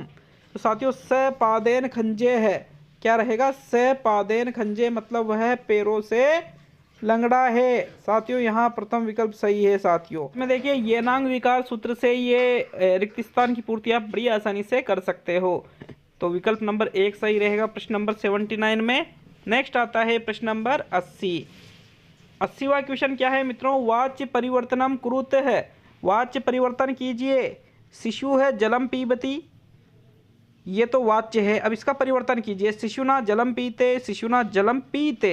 ये छोटी की मात्रा या बड़ी की मात्रा? शिशुना जलम पीव्यते और शिशुना जलम पीते। तो ना को तो आप बाहर निकाल दीजिए साथियों, क्योंकि शिशुना थोड़ी कुछ होता है। 80वें में फिर पहला, दूसरा या तीसरा कौन सा राइट आंसर रहेगा? तो साथियों देखिए शिशुना तो कुछ होता नहीं है, तो मतलब दूसरा, पहला या तीसरा कौन सा सही रहेगा? तो साथियों ये जो पीते शब्द है ये दीर्घ हो जाता है, मतलब ये भी गलत हो गया।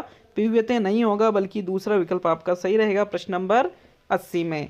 चलिए नेक्स्ट प्रश्न नंबर 81। व्यायामम पदे अस्मिने कति उपसर्गा संति है?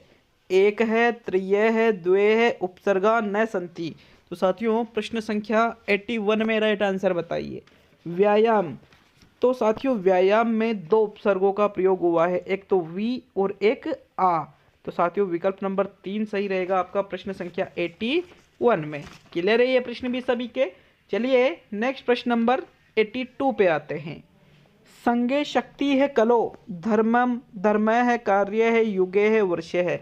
तो सुक्ति की पूर्ति कीजिए साथियों प्रश्न नंबर 82 में।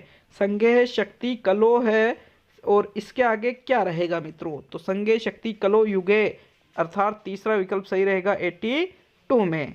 चलिए नेक्स्ट प्रश्न नंबर 83 पे आते हैं मित्रों। 83 प्रश्न क्या है? अर्थो ही कन्या परकीय एवं छंद है वर्तते। इसमें कौन सा छंद है? उपजाति, उपेंद्र वज्रा, इंद्र वज्रा, मालिनी। तो साथियों अर्थो ही कन्या प्रकीय, इसमें बताइए कौन सा छंद है 83 में राइट आंसर बताइए। मित्रों बिल्कुल इसमें भी तीसरा ही विकल्प सही रहेगा, इसमें इंद्र वज्रा छंद का ये उदाहरण है। चलिए नेक्स्ट प्रश्न नंबर 84 पे आते हैं। प्रश्न नंबर 84 है मित्रों, संस्कृत भाषायाम कथित आदेशानुसारेण कार्य संपादनेन विकासो भवति। अर्थात संस्कृत भाषा में कथित आदेश के अनुसार कार्य संपादन हो तो वो भाषण कौशल है, व्याकरण दक्षता है, लेखन कौशल है या श्रवण कौशल है। तो मित्रों देखिए कथित आदेश मतलब बोला जा रहा है तो फिर कौन से कौशल का विकास होगा, बोलेंगे तो फिर कथित आदेश के अनुसार कार्य का संपादन किया जा रहा है, संपादन करेंगे तो कैसे करेंगे, सुन करके, तो फिर इससे श्रवण कौशल का विकास होगा। विकल्प नंबर 4 सही है 84 में। नेक्स्ट आता है प्रश्न नंबर 85। द्विभाषात्मक है प्रविधि है आवश्यकम वर्तते। द्विभाषात्मक प्रविधि में आवश्यक है अनुवाद शिक्षणे, व्याकरण शिक्षणे, गद्य पद्य शिक्षणे, गद्य शिक्षणे। तो साथियों द्विभाषात्मक विधि है तो बिल्कुल उसमें अनुवाद शिक्षण आवश्यक होता है। कौन सा, अनुवाद शिक्षण, क्योंकि द्विभाषा में अनुवाद होना ही होना है। विकल्प नंबर 1 सही रहेगा आपका 85 में। चलिए नेक्स्ट आते हैं प्रश्न नंबर 86 पर। मुफात अनुसारे मूल्यांकन अस्ति। मुफात के अनुसार मूल्यांकन है, निर्णयात्मक प्रक्रिया है, अनवरत प्रक्रिया है, सामाजिक प्रक्रिया है और न को अपी, इनमें से कोई नहीं। तो साथियों मुफात ने मूल्यांकन को किस प्रकार की प्रक्रिया माना है? मित्रों राइट आंसर है मुफात ने मूल्यांकन को अनवरत मतलब लगातार चलने वाली प्रक्रिया माना है। दूसरा सही रहेगा 86 में। नेक्स्ट प्रश्न नंबर 87। ज्ञातात अज्ञातम प्रति शिक्षण सूत्रम प्रयोग है कदा भवति। ज्ञात से अज्ञात की ओर शिक्षण सूत्र का प्रयोग कब होता है? प्रस्तावना समय, शाम पट्टे समय, उदाहरणम समय, काठिन्य निवारणों। तो साथियों ज्ञात से अज्ञात की ओर प्रस्तावना, जब प्रस्तावना प्रश्न पूछे जाते हैं तो उसमें ज्ञात से अज्ञात की ओर ही बढ़ा जाता है कि बालक जो चीज़ जानता है वहीं से शुरुआत की जाती है। विकल्प नंबर 1 सही है। और अंतिम प्रश्न अज्ञात होता है जो समस्यात्मक प्रश्न होता है और वही अपना क्या होता है, प्रकरण होता है। तो विकल्प नंबर 1 सही है इस प्रकार से 87 में। नेक्स्ट प्रश्न नंबर 88। 88वां क्वेश्चन क्या है मित्रों? मानचित्र है कस्य अधिगमस्य साधन है अस्ति। मानचित्र किस प्रकार का अधिगम साधन है? दृश्य श्रव्य को अपि नास्ति, इनमें से कोई नहीं। तो मानचित्र को तो दृश्य में रखेंगे, किसमें, दृश्य में। ये श्रव्य नहीं है, दृश्य श्रव्य भी नहीं है, ओनली ये दृश्य ही दृश्य में आता है। तो 88 में प्रथम विकल्प सही है। नेक्स्ट प्रश्न नंबर 89। मुख्यानि भाषा कौशलानि सन्ति पंचः नव त्रीणि चत्वारि। तो मुख्य भाषाई कौशल होते हैं 4, श्रवणम, भाषणम, पठनम, लेखनम। चौथा विकल्प सही है साथियों 89 में। नेक्स्ट प्रश्न नंबर 90 और अंतिम वह क्वेश्चन है साथियों संस्कृत का। बेसिक शिक्षा या संस्थापक है गांधी, नेहरू, मैकाले, सरवानी। तो बेसिक शिक्षा के संस्थापक महात्मा गांधी है। कौन है? महात्मा गांधी। विकल्प नंबर 1 सही है प्रश्न नंबर 90 में। देखिए हम 90 क्वेश्चन तो कर चुके हैं, साइकोलॉजी के 30 क्वेश्चन हम कर चुके हैं, हिंदी के 30 क्वेश्चन हम कर चुके हैं और संस्कृत के 30 क्वेश्चन हम कर चुके हैं। तो 90 क्वेश्चन तो हो चुके हैं, अब आपके 60 क्वेश्चन और बच रहे साथियों। तो चलिए बढ़ते हैं 60 क्वेश्चनों की ओर। तो देखिएगा मित्रों, अब यहाँ पर से जो प्रश्न है आपके मैथ्स के प्रश्न आएंगे प्रश्न नंबर 91 से लेकर के 120 में, जिसमें शिक्षण की विधियां भी रहेगी और मैथ्स के सवाल भी रहेंगे साथियों। तो उनको भी आप जरूर पूरा देखिएगा 30 ही क्वेश्चनों को। और उसके बाद में पर्यावरण के क्वेश्चन आएंगे आपके प्रश्न नंबर 121 से लेकर के प्रश्न नंबर 150 तक। तो चलिए देख लेते हैं गणित के 30 प्रश्नों को, फिर उसके बाद पर्यावरण के प्रश्नों को देखेंगे साथियों। भाग 4 पर हम आते हैं गणित। गणित के प्रश्न नंबर 91 से शुरुआत करेंगे, 91 से लेकर के 120 तक। तो मित्रों देखिएगा प्रश्न क्या कह रहा है। पहला प्रश्न बिल्कुल शानदार लेवल के प्रश्न आपको देखने को मिलेंगे। एक आयताकार मैदान की लंबाई 50 मीटर है और चौड़ाई 40 मीटर है। उसके चारों ओर बाहरी तरफ 5 मीटर चौड़ाई में घास लगाई जाए तो घास लगाने वाली जगह का क्षेत्रफल कितना होगा? 1100 वर्ग मीटर, 1000 वर्ग मीटर, 1000 मीटर, 1000 वर्ग मीटर और 625 वर्ग मीटर। तो क्षेत्रफल पूछा है तो फिर मीटर को तो आप बाहर ही निकाल दीजिए। 3 विकल्प बचे हैं। देखिएगा आयताकार मैदान है, उसकी लंबाई 50 मीटर है और चौड़ाई 40 मीटर है। इसके चारों ओर कितनी चौड़ाई में घास लगाई जा रही है? 5 मीटर में। तो 5 मीटर इधर, 5 मीटर इधर, 5 इधर और 5 इधर।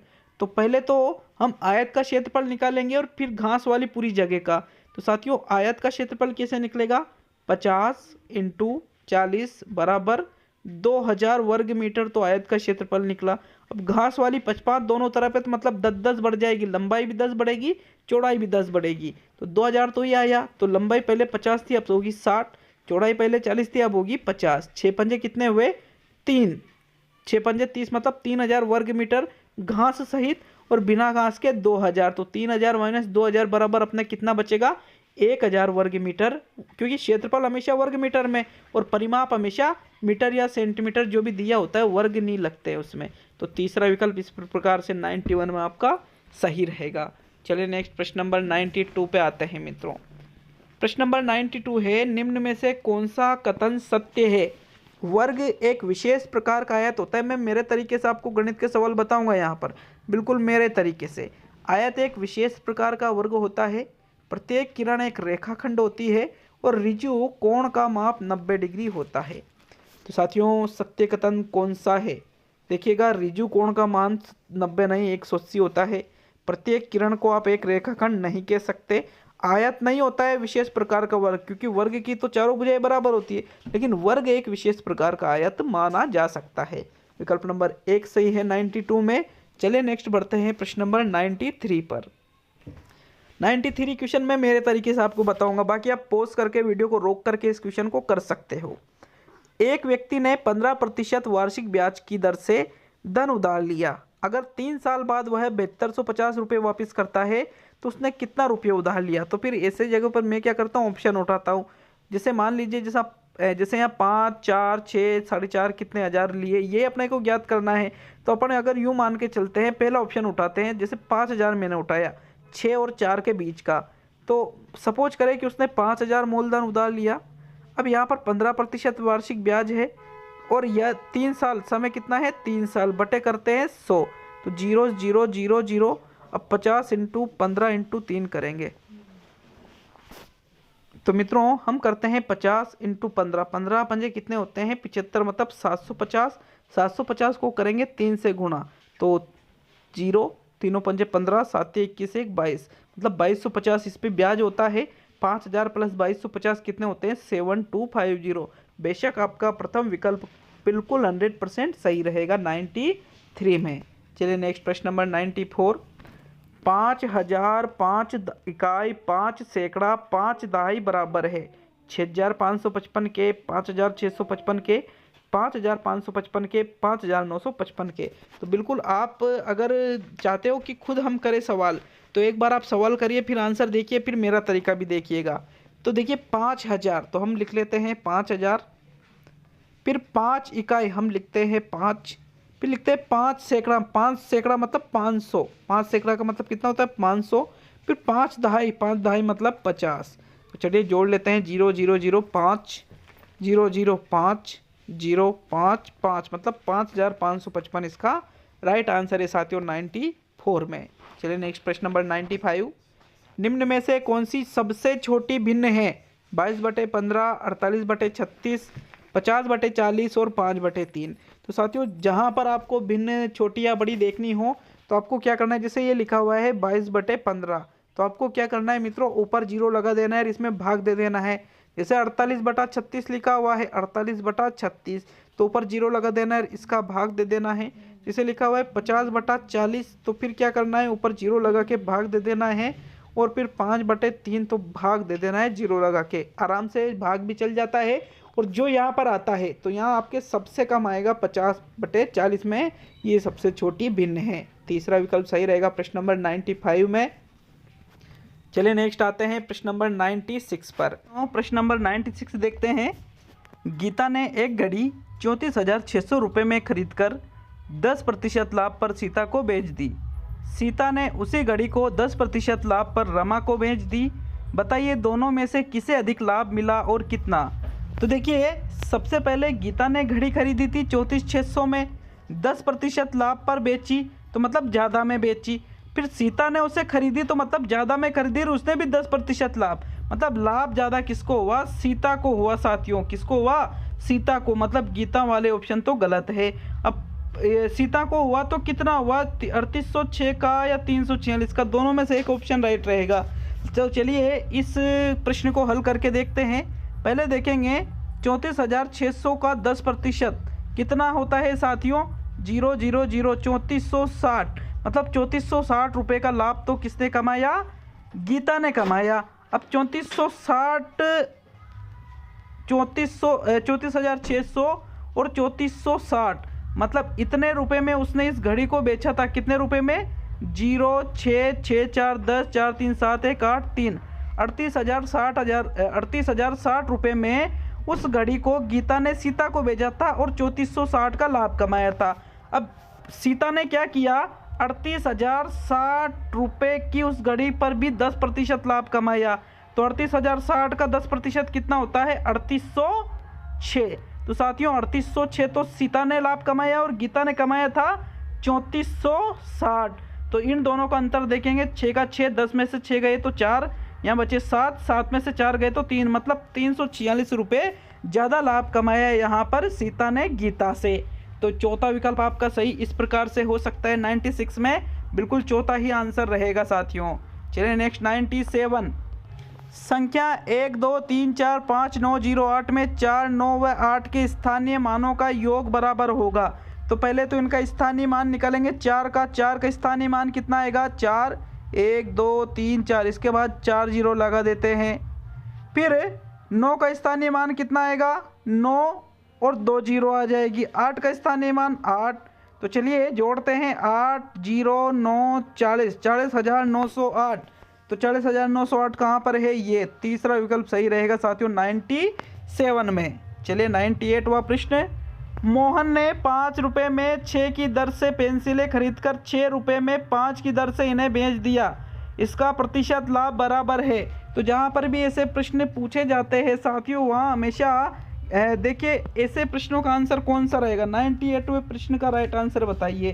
तो साथियों 98वां जो प्रश्न है इसमें आपका दूसरा विकल्प 11% सही रहेगा, क्योंकि साथियों ऐसे प्रश्नों का आंसर हमेशा 11% ही रहता है। कब रहता है? जब 5 रुपये में 5 में 6, 6 में 5 बेच रहे हैं। जैसे 5 की 6 खरीदी और 6 रुपये में 5 ही बेची, तो ऐसी स्थिति में एक का जब लाभ हो तो ऐसी स्थिति में 11% का लाभ होता है। वैसे इस प्रश्न को आप अच्छी तरह से सोल्व करके देख लीजिएगा। दूसरा विकल्प इसमें 98 में सही है साथियों। चलिए 99 पे आते हैं। 99 क्वेश्चन क्या है? प्रश्न नंबर 99 है, पानी और शर्करा के 6 लीटर के मिश्रण में 30% शर्करा है। यदि 3 लीटर पानी इस मिश्रण में और मिला दिया जाए तो नए मिश्रण में पानी का प्रतिशत कितना होगा? अब देखिए 20%, 30%, 90% या 80%।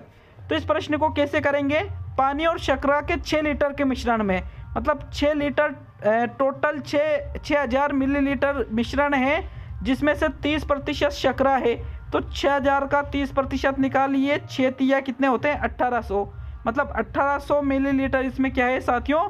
शक्कर है। और 3 लीटर पानी और इसमें मिला दिया जाए, मतलब 6 लीटर की जगह कितना हो गया? अब 9 लीटर या 9000 मिलीलीटर हो गया। लेकिन शर्करा कितनी है? 9000 मिलीलीटर में भी शर्करा तो वो 1800 मिलीलीटर ही रहेगी।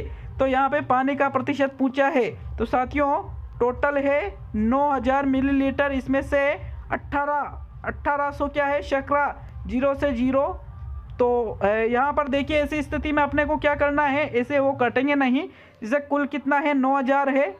कुल कितना है? 9000 है। 9000 का 1% कितना होता है? 90 होता है।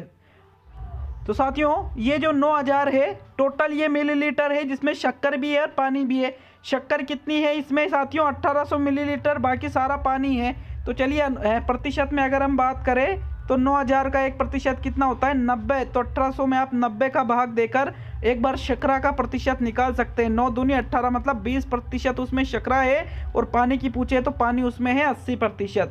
यहाँ आपका चौथा विकल्प सही रहेगा साथियों प्रश्न नंबर 99 में। नेक्स्ट प्रश्न नंबर 100।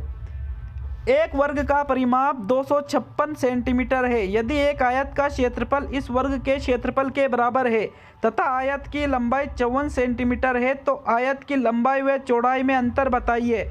तो साथियों अंतर बताना है कि वर्ग का परिमाप कितना है साथियों। जैसे एक वर्ग है ये, इसका परिमाप अगर हम गिनेंगे तो कितना रहेगा 256। 256 कब होगा? जब ये 64 64 64 और ये 64 64 64 64 28 28 128 128 256 हो गए। तो ये वर्ग का परिमाप है।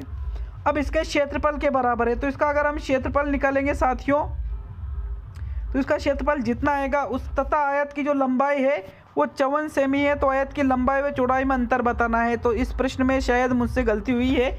गलती ये हुई कि यहाँ पर एक वर्ग का परिमाप नहीं, सॉरी, परिमाप मुझे कम लिखना चाहिए था। परिमाप 256 नहीं, परिमाप तो 24 आना चाहिए था। कितना आना चाहिए था? 24 सेंटीमीटर इसका परिमाप आना चाहिए था।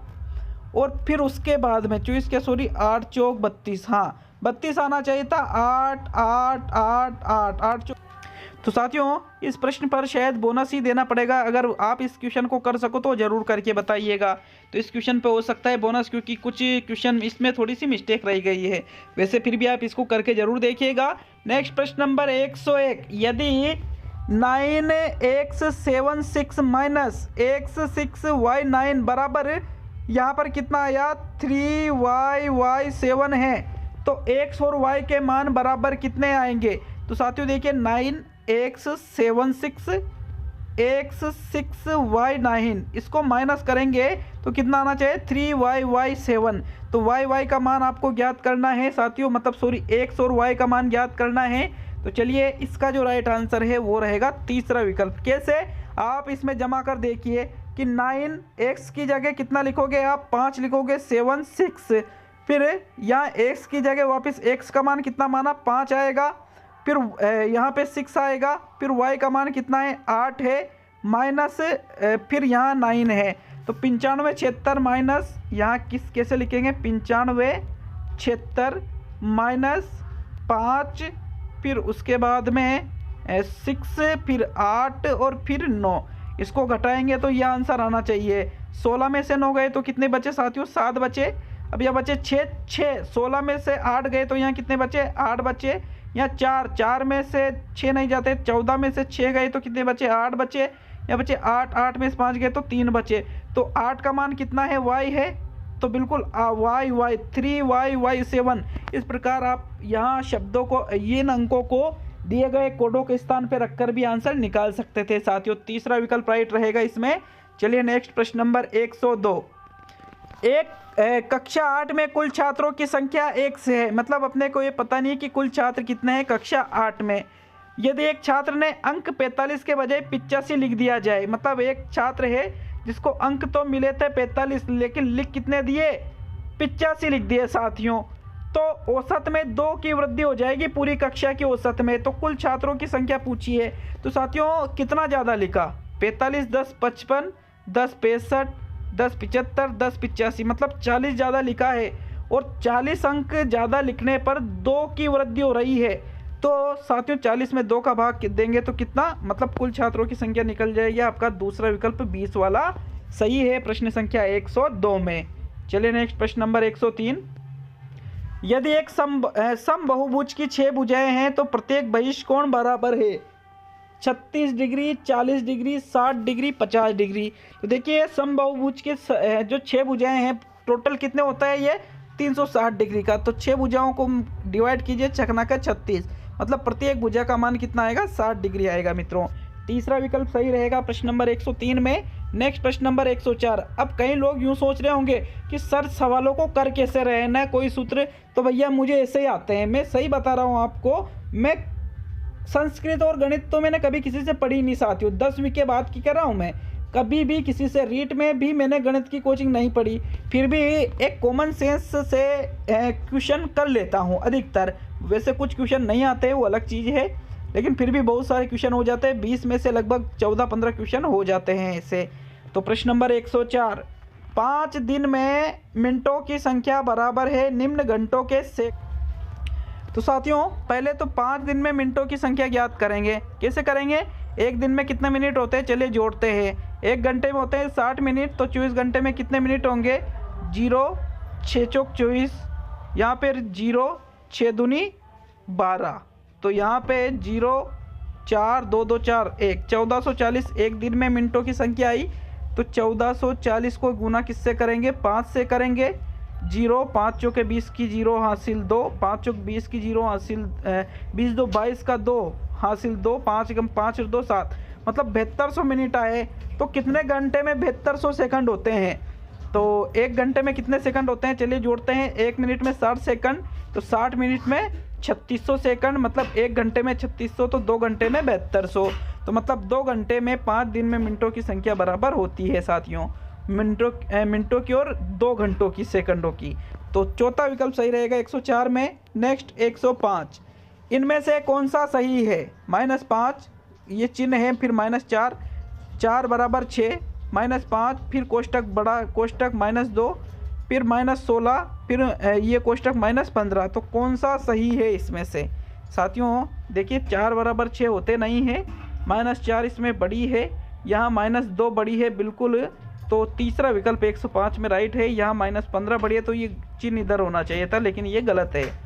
चलिए नेक्स्ट प्रश्न नंबर 106 पे आते हैं साथियों। प्रश्न नंबर 106, वह छोटी से छोटी कौन सी संख्या है जो पूर्ण वर्ग हो तथा 10 12 15 18 से भी विभाज्य हो? 3600 2500 1600 900। तो साथियों यहाँ पर लेसे निकाल करके आप आसानी से इसका आंसर दे सकते हो। इसका जो वास्तविक आंसर है मैं आपको बता देता हूँ, 900 है। कितना है मित्रों? 900। चौथा विकल्प सही रहेगा प्रश्न नंबर 106 में। तो चलिए नेक्स्ट प्रश्न नंबर 107। साथियों प्रश्न नंबर 107 ये रहा आपका। दिए गए त्रिभुज ABC में AP त्रिभुज BAC कोण BAC का समद्विभाजक है तथा AQ BC पर लंब है, तो कोण PAQ बराबर किसके है? 20 डिग्री, 40 डिग्री, 15 डिग्री और 25 डिग्री। तो साथियों राइट आंसर बताइएगा, इसका राइट आंसर क्या रहेगा साथियों? देखिए मित्रों, प्रश्न संख्या जो ये कौन सी प्रश्न संख्या है? 107। तो मित्रों प्रश्न संख्या 107 में आप इस सवाल को अच्छी तरह से सोल्व कीजिए, लेकिन फिर भी मैं इसका आंसर बता देता हूँ। प्रथम विकल्प इसमें सही है साथियों। चलिए नेक्स्ट क्वेश्चन देखेंगे आपके प्रश्न नंबर 108। 108वां क्वेश्चन है, दिए गए त्रिभुज ABC में, त्रिभुज जो दे रखा है ABC, इसमें जो OB है और जो OC है क्रमशः कोण B और कोण C समद्विभाजक है। तो यहाँ पर आपको कोण BOC ये किसके बराबर है साथियों? राइट आंसर बताइए प्रश्न संख्या 118 में। विकल्प है 70 डिग्री, 110 डिग्री, 140 डिग्री और 80 डिग्री। कौन सा आंसर सही रहेगा? तो साथियों इसका आंसर आप निकालिए, और इसका जो राइट आंसर है मैं बता देता हूँ। इसका राइट आंसर रहेगा 110 डिग्री मित्रों। दूसरा विकल्प सही रहेगा प्रश्न संख्या 108 में। चलिए नेक्स्ट प्रश्न नंबर आते हैं 109 पर। तो 109वां क्वेश्चन है, निम्न चित्र में कितने त्रिभुज है? ये जो चित्र दिख रहा है आपको, इसमें त्रिभुजों की संख्या गिननी है, किसमें कितने त्रिभुज है साथियों? तो विकल्प है, पहला विकल्प है 5, दूसरा विकल्प है आपका 4, तीसरा है 3 और चौथा है 6। राइट आंसर बताइए। तो मित्रों इसमें त्रिभुजों की संख्या है 5। कितनी है? 5 है। कितने? देखिए, पहला, दूसरा, तीसरा, फिर एक ये पूरा चौथा और फिर एक ये पूरा 5वां। तो त्रिभुजों की संख्या कुल है 5 है। विकल्प नंबर 1 सही है साथियों यहाँ पर। चलिए नेक्स्ट आते हैं प्रश्न नंबर 110 पर। ये 3 क्वेश्चन ऐसे थे जो चित्रात्मक थे साथियों, इसलिए चित्र मुझे बनाना नहीं आता है, तो फिर मैंने चित्र यहाँ पर लगा दिए थे। प्रश्न नंबर 110, गणित की उन्नति तथा वृद्धि देश की संपन्नता से संबंधित है। कथन गणित के कौन से मूल्य से संबंधित है? गणित का सामाजिक मूल्य, गणित का नैतिक मूल्य, गणित का कलात्मक मूल्य, गणित के अनुशासनात्मक मूल्य। तो साथियों प्रश्न नंबर 110 का राइट आंसर बताइए, इसका राइट आंसर कौन सा रहेगा मित्रों? देखिए, गणित की उन्नति तथा वृद्धि देश की संपन्नता से, तो ये फिर संपन्नता, ये फिर सामाजिक मूल्य के अंतर्गत आ जाएगा, इसलिए प्रथम विकल्प सही है साथियों प्रश्न नंबर 110 में। चलिए नेक्स्ट प्रश्न नंबर 111, नए प्रकरण के प्रति विद्यार्थियों का ध्यान आकर्षित करने के लिए अध्यापक द्वारा कक्ष में प्रस्तुत की जाने वाली परिस्थितियों को कहते हैं? पूर्व ज्ञान, प्रस्तावना, उद्देश्य कथन और आदर्श वाचन। क्या कहते हैं साथियों? प्रश्न नंबर 111 में राइट आंसर बताइए। तो साथियों देखिए, नए प्रकरण के प्रति छात्रों का ध्यान आकर्षित करने के लिए अध्यापक द्वारा कक्ष में जो प्रस्तुत की जाने वाली परिस्थितियां हैं उसको ही प्रस्तावना के नाम से जाना जाता है। किस नाम से जाना जाता है? प्रस्तावना के नाम से। 111 में दूसरा विकल्प सही रहेगा आपका। चलिए नेक्स्ट देखते हैं प्रश्न नंबर 112 को। मूल्यांकन का निकटतम संबंध होता है विषय वस्तु से, मूल्यांकन विधियों से, उद्देश्यों से और सीखने की प्रक्रियाओं से।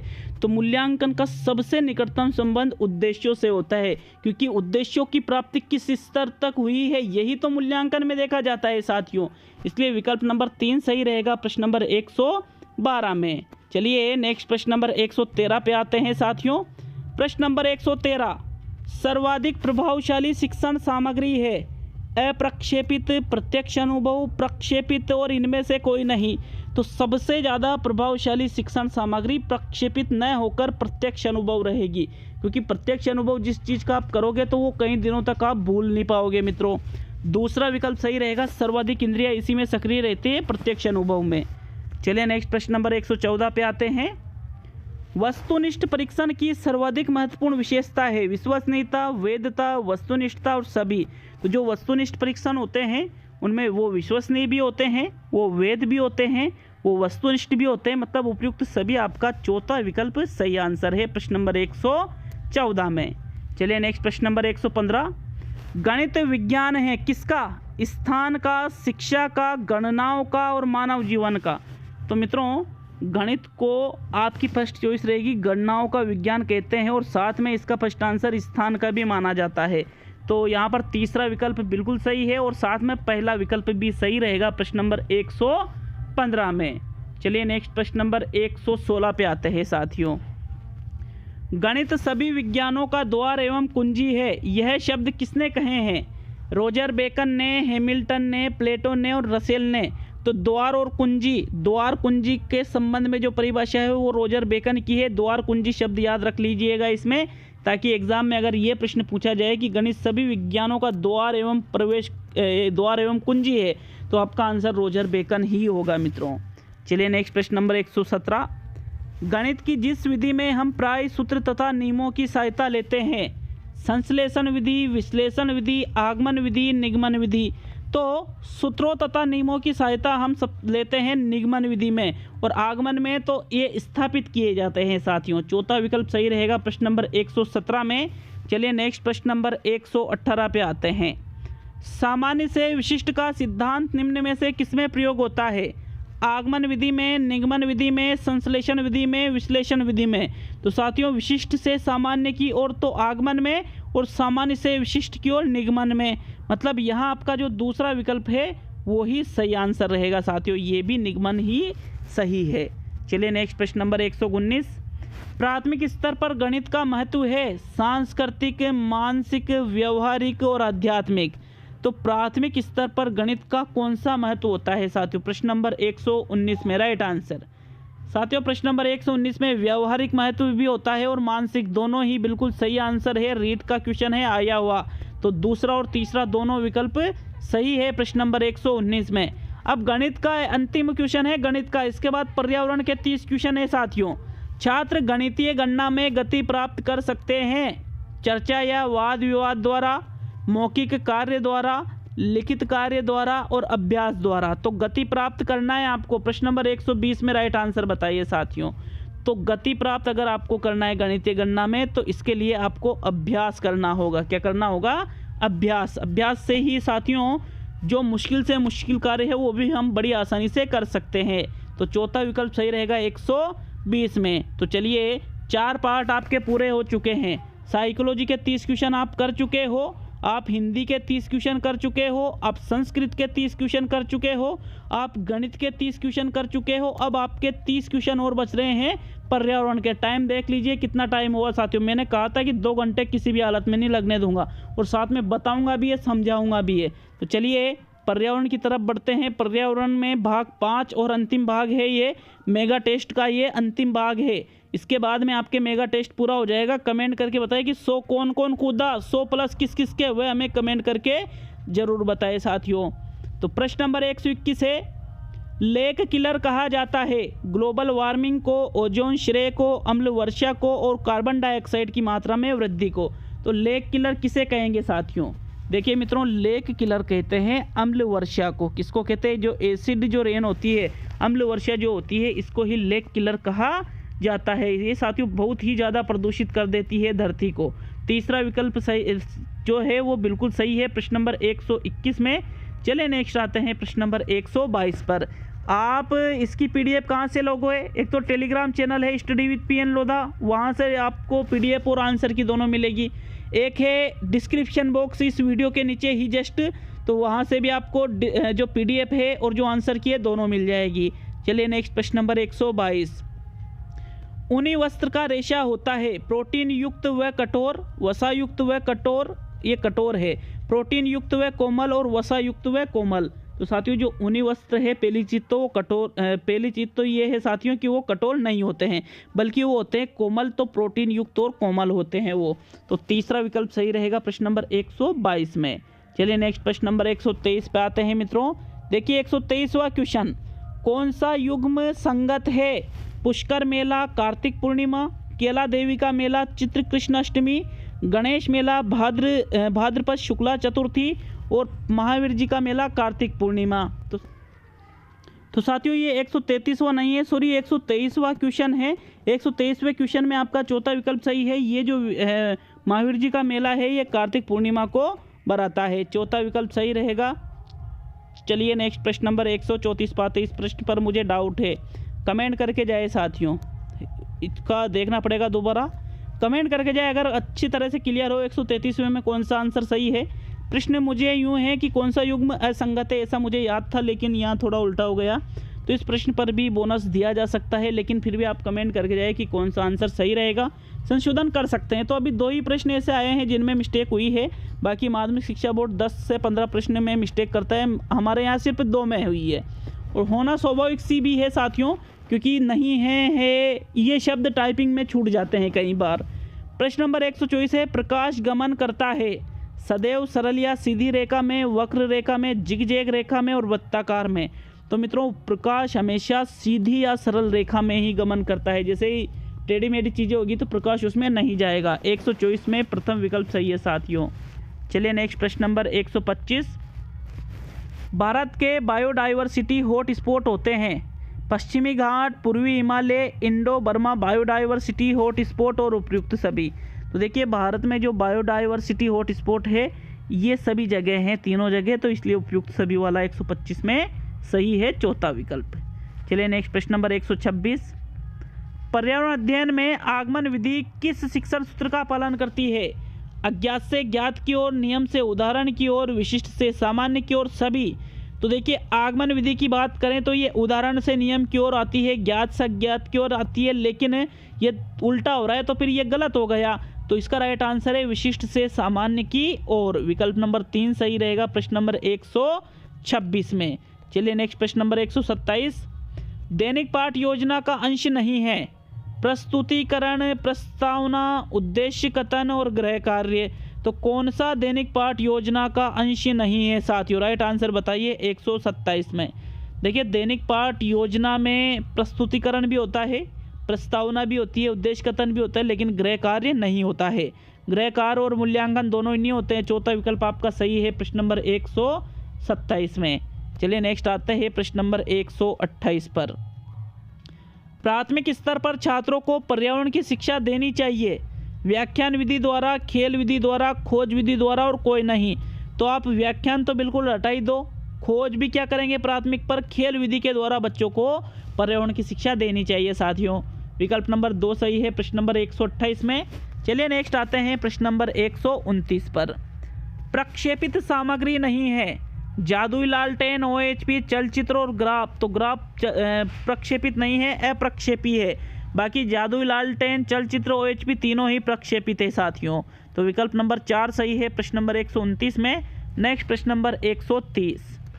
अनुसंधान विधि का आविष्कार किसने किया? डाल्टन ने, आर्मस्ट्रॉन्ग ने, ब्लूम ने और जॉन डीवी ने। अनुसंधान या खोज विधि के जनक कौन है? H.E. आर्मस्ट्रॉन्ग है साथियों। विकल्प नंबर 2 सही रहेगा आपका प्रश्न संख्या 130 में। चलिए नेक्स्ट प्रश्न नंबर 131। राजस्थान को उपभोक्ता संरक्षण अधिनियम 1986 किस वर्ष में लागू हुआ? राजस्थान में 1996, 1976, 1986, 1987। तो लागू होने की अगर हम बात करें साथियों, ये उपभोक्ता संरक्षण अधिनियम वैसे तो 1986 के नाम से जाना जाता है, लेकिन ये लागू हुआ था 1987 में। तो 131 में आपका चौथा विकल्प सही है साथियों। नेक्स्ट आते हैं प्रश्न। तो मित्रों यहाँ पर आपका जो चौथा विकल्प है वो बिल्कुल सही रहेगा। 1987 में ये लागू किया गया, जबकि ये किस नाम से जाना जाता है, 1986 के नाम से, लेकिन लागू कब हुआ, 1987 में। 131 में चौथा विकल्प सही रहेगा। चलिए नेक्स्ट आते हैं प्रश्न नंबर 132 पर। तो साथियों 132वां क्वेश्चन, कृषकों को दीर्घकालीन सहकारी साख उपलब्ध कराने हेतु राज्य में शीर्ष स्तर पर किस संस्था की स्थापना की गई है? राजस्थान राज्य सहकारी बैंक लिमिटेड, प्राथमिक सहकारी भूमि विकास बैंक, केंद्रीय सहकारी बैंक और राजस्थान राज्य सहकारी भूमि विकास बैंक। देखिए दीर्घकालीन सहकारी साख मतलब ऋण उपलब्ध कराने के लिए, तो शीर्ष स्तर की अगर हम बात करें साथियों तो वो है राजस्थान राज्य सहकारी भूमि विकास बैंक की स्थापना शीर्ष स्तर पर की गई है। विकल्प नंबर 4 सही है। देखिए जो न्यू टॉपिक ऐड किए हैं जैसे पर्वतारोही है, सौर मंडल है और अन्य जो टॉपिक है, मैं सभी से क्वेश्चन लिए हैं मित्रों। ऐसा नहीं है कि पुराने सिलेबस से क्वेश्चन है, नए जो जुड़ा है सभी से मैंने शामिल किए हैं। हिंदी में भी आपने देखा होगा। चलिए नेक्स्ट प्रश्न नंबर 133, निम्न में से कौन सा कथन सही है? एकल परिवार में दहेज प्रथा सामान्य बात है, एकल परिवार में बाल श्रम सामान्य बात है, दहेज तथा बाल श्रम सामाजिक बुराइयां हैं और दहेज तथा बाल श्रम शहरों में सामान्य बात है। तो सामान्य बात तो आप कह नहीं सकते हो कहीं पर भी, बल्कि ये एक सामाजिक बुराई मानी जाती है। तो 133 में तीसरा विकल्प सही है साथियों। नेक्स्ट आता है प्रश्न नंबर 134, संयुक्त परिवारों के विघटन का कारण क्या है? बच्चों का अधिक शिक्षित होकर जीविकोपार्जन हेतु बाहर चले जाना, परिवार के सदस्यों की आयु में भिन्नता होना, परिवार बड़ा होना और उक्त सभी। तो 134 में राइट आंसर बताइए। देखिए परिवार का बड़ा होना संयुक्त परिवारों के विघटन का कारण नहीं होगा, क्योंकि परिवार बड़ा ही होता है संयुक्त, तो सदस्यों की आयु में भी भिन्नता होती है, ये कोई कारण थोड़ी है। कारण है बच्चों का शिक्षित होकर जीविकोपार्जन हेतु बाहर चले जाना। विकल्प नंबर 1 सही है साथियों 134 में। नेक्स्ट आता है आपके प्रश्न नंबर 135, राष्ट्रपति सामान्यतः किसे प्रधानमंत्री नियुक्त करता है? राज्यसभा में बहुमत दल के नेता को, लोकसभा में बहुमत दल के नेता को, सर्वाधिक मतों से जीतने वाले लोकसभा सदस्य को और सबसे पहले दावा प्रस्तुत करने वाले व्यक्ति को। तो ऐसा नहीं कि जो सबसे पहले दावा करेगा उसे प्रधानमंत्री बना दिया जाएगा, नहीं बनाएंगे, ऐसे थोड़ी होता है। ऐसे कोई भी दावा कर देगा। अब जो लोकसभा सदस्य जो सर्वाधिक मतों से जीता है उसको भी नहीं बनाया जाएगा, बल्कि साथियों लोकसभा में जिस बहुमत दल के जो नेता है जिसको बहुमत मिला है उसी में से किसी एक को प्रधानमंत्री नियुक्त किया जाता है। तो 135 में दूसरा विकल्प सही है साथियों। नेक्स्ट आता है प्रश्न नंबर 136, हिंदू पंचांग के अनुसार छोटी तीज का त्योहार किस माह में मनाया जाता है? श्रावण, चैत्र, बैसाख और भाद्रपद। तो छोटी तीज कब मनाई जाती है साथियों? इसका राइट आंसर है श्रावण या सावन के महीने में छोटी तीज मनाई जाती है। विकल्प नंबर 1 सही रहेगा प्रश्न नंबर 136 में। चलिए नेक्स्ट प्रश्न नंबर 137 है साथियों, सड़क के नियमों के संबंध में कौन सा तथ्य सही नहीं है? सड़क पर जब भी जरूरत हो यू टर्न ले सकते हैं, सड़क के बीच चौराहे पर लाल बत्ती होने पर स्टॉप लाइन के पहले रुकना चाहिए, अपने आगे वाले वाहन से पर्याप्त दूरी बनाए रखनी चाहिए और अस्पताल आदि स्थानों के पास हॉर्न का प्रयोग नहीं, हॉर्न नहीं हॉर्न लिखा है ना, का प्रयोग नहीं करना चाहिए जब तक कि अत्यावश्यक ना हो। तो साथियों ये तो बिल्कुल सही बात है कि हॉर्न का फालतू में प्रयोग मत करो। जो अस्पताल आदि स्थान है, जो वाहन है अपने आगे वाला उससे भी पर्याप्त दूरी बना के रखो। लाल बत्ती जब लाल बत्ती जलती है स्टॉप लाइन से तो उसके पहले ही रुक जाओ। लेकिन साथियों सड़क पर कभी भी ज़रूरत हो तो यू टर्न मत लो, आगे पीछे देखो एक बार कि यू टर्न ले या नहीं ले, ऐसा नहीं पीछे वाला उड़ा जाए हमें। तो साथियों इसलिए प्रथम विकल्प यहाँ 137 में सही रहेगा। चलिए नेक्स्ट प्रश्न नंबर 138 पे आते हैं साथियों। 138वां क्वेश्चन, निम्न में से कौन सा सरल उत्तक नहीं है? जाइलम, पेरेनकाइमा, कोलेनकाइमा और स्केलेरेनकाइमा। तो साथियों यहाँ पर देखिए जाइलम सरल उत्तक नहीं है मित्रों। विकल्प नंबर 1 सही है 138 में। नेक्स्ट प्रश्न नंबर 139, बंकिम चंद्र चटर्जी की किस कृति में हमारी राष्ट्रीय गीत वंदे मातरम संकलित है? हमारा राष्ट्रीय गीत वंदे मातरम किसमें संकलित है? स्वराज्य की ओर, स्वाधीन भारत, देशभक्ति और आनंद मठ। तो साथियों जो हमारा जो राष्ट्रीय गीत वंदे मातरम है उसका राइट आंसर बताना है। मित्रों इसका राइट आंसर है आनंद मठ में ये संकलित है। विकल्प नंबर चौथा सही रहेगा 139 में। चलिए नेक्स्ट प्रश्न नंबर 140। राजस्थान के राज्य वृक्ष, राज्य पक्षी और राज्य जंतु क्रमशः है खेंजड़ली, गोडावण, चिंकारा, खेंजड़ली, मोर बाग, बबुल, गोडावण, शेर, आम, मोर बाग। तो आम तो हमारा राज्य वृक्ष है नहीं, बाग भी हमारा कुछ नहीं है, शेर भी हमारा कुछ नहीं, मतलब खेंजड़ी, गोडावण और चिंकारा ये तीनों आपके, खेंजड़ी राज्य वृक्ष है, गोडावण राज्य पक्षी है और चिंकारा राज्य जंतु है। तो साथियों विकल्प नंबर 1 सही रहेगा प्रश्न नंबर 140 में। चलिए आते हैं प्रश्न नंबर 141 पर मित्रों। कृषि वानिकी क्या है? कृषि वानिकी के बारे में बताना है। पहला विकल्प, एक विशेष प्रकार की खेती जिसमें रबड़, चाय, कहवा आदि बड़े पैमाने पर उगाए जाते हैं। कृषि के साथ साथ फसल चक्र में पेड़ों, बागवानी व झाड़ियों की खेती कर फसल व चारा उत्पादित करना, एक ही वर्ष में एक ही खेत में 4 फसलें लाना और कृषि व पशुपालन कार्य एक साथ करना। तो क्या है कृषि वानिकी साथियों? 141 में राइट आंसर बताइए। मित्रों कृषि वानिकी का मतलब होता है कि जो किसान है वो कृषि कर रहा है, उसी के साथ में फसल चक्र में पेड़ों, बागवानी, झाड़ियों की खेती कर फसल व चारा उत्पादित कर रहे हैं, तो इसको ही हम कृषि वानिकी का नाम देंगे मित्रों। विकल्प नंबर 2 सही है प्रश्न नंबर 141 में। चलिए नेक्स्ट प्रश्न नंबर 142। साथियों प्रश्न नंबर 142 से गलन या पिघलने के दौरान बर्फ ऊष्मा ग्रहण करती है और उसका साथ स्थिर करता है। ऊष्मा त्यागती है वह उसका ताप स्थिर रहता है, या साथ नहीं है, सॉरी ये ताप है, ये क्या है, ये ताप। ऊष्मा ग्रहण करते हैं और उसका ताप बढ़ता है और ऊष्मा परित्याग करती है और उसका ताप घटता है 142 में। तो साथियों यहाँ पर इसका जो राइट आंसर है वो रहेगा ऊष्मा तो ग्रहण करेंगे और उसका जो ताप है, ताप तो क्या रहेगा, स्थिर रहेगा। ऊष्मा को ग्रहण किया जाएगा, लेकिन यूनिक भाई ताप कम हो रहा है या ज़्यादा हो रहा है, नहीं, ताप तो वही रहेगा जब बर्फ पिघलने लगेगी तब भी। विकल्प नंबर 1 सही रहेगा 142 में साथियों। नेक्स्ट प्रश्न नंबर 143। निम्न में से असत्य कथन है। असत्य कथन, स्थितिज ऊर्जा केवल धनात्मक होती है। स्थितिज ऊर्जा संपूर्ण निकाय का लाक्षणिक गुण है। स्थितिज ऊर्जा का मान निर्देश तंत्र पर निर्भर करता है और स्थितिज ऊर्जा स्थिति का आदिश फलन है। तो साथियों प्रश्न नंबर 143 में राइट आंसर बताइए, क्या है स्थितिज ऊर्जा? तो साथियों असत्य कथन के बारे में अगर बात करें तो ये सिर्फ धनात्मक ही नहीं होती है, ऋणात्मक भी होती है। संपूर्ण निकाय का लाक्षणिक गुण है, बिल्कुल। ये ऊर्जा का मान निर्देशित तंत्र पर निर्भर करता है और स्थितिज ऊर्जा स्थिति का आदिश फलन भी है साथियों। तो विकल्प नंबर 1 क्या है, असत्य कथन है। प्रश्न नंबर 143 में प्रथम विकल्प सही है। नेक्स्ट प्रश्न नंबर 144। आकाश का नीला रंग किस गुण के कारण दिखाई देता है? अपवर्तन, परावर्तन, परकिरण और इनमें से कोई नहीं। तो आकाश का नीला रंग किस गुण के कारण दिखाई देता है साथियों? ये दिखाई देता है हमें प्रकिरण के कारण। प्रकिरण के कारण ही आकाश में नीला रंग दिखाई देता है, नहीं तो आकाश क्या है, ब्लैक है साथियों, काला है आकाश का रंग ओरिजिनल में। तो चलिए नेक्स्ट प्रश्न नंबर 145। निम्न में से असत्य कथन है। शुद्ध जल रंगहीन, गंधहीन व स्वादिष्ट होता है। जल एक अच्छा विलायक है। जल का निरंतर वाष्पीकरण होता रहता है और जल दबाव डालता है। पता है राइट आंसर 145 में कौन सा रहेगा? तो साथियों शुद्ध जल रंगहीन, गंधहीन व स्वादिष्ट, स्वादहीन भी होता है। रंगहीन, गंधहीन व स्वादिष्ट नहीं, स्वादहीन। तो फिर ये आपका क्या है, असत्य कथन है, प्रथम विकल्प। चलिए नेक्स्ट प्रश्न नंबर 146 पाएंगे मित्रों। 146वां क्वेश्चन। रामसर कन्वेंशन का संबंध है आर्द्र भूमियों के संरक्षण से, वन्यजीवों के संरक्षण से, वन संरक्षक से और उपरोक्त सभी से। तो मित्रों जो रामसर कन्वेंशन है इनका संबंध सिर्फ आर्द्र भूमियों के संरक्षण से है, वन्यजीवों के संरक्षण से नहीं है, ओनली आर्द्र भूमियों के संरक्षण से। विकल्प नंबर 1 सही है। प्रश्न नंबर 147 पे आते हैं। गुरु शिखर पर्वत चोटी भारत के किस राज्य में स्थित है?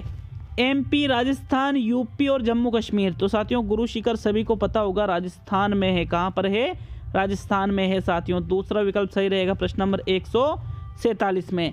देखिए हमें मोटिवेशन की ज़रूरत होती है इतना बड़ा वीडियो बनाने के लिए, इतनी मेहनत करने के लिए।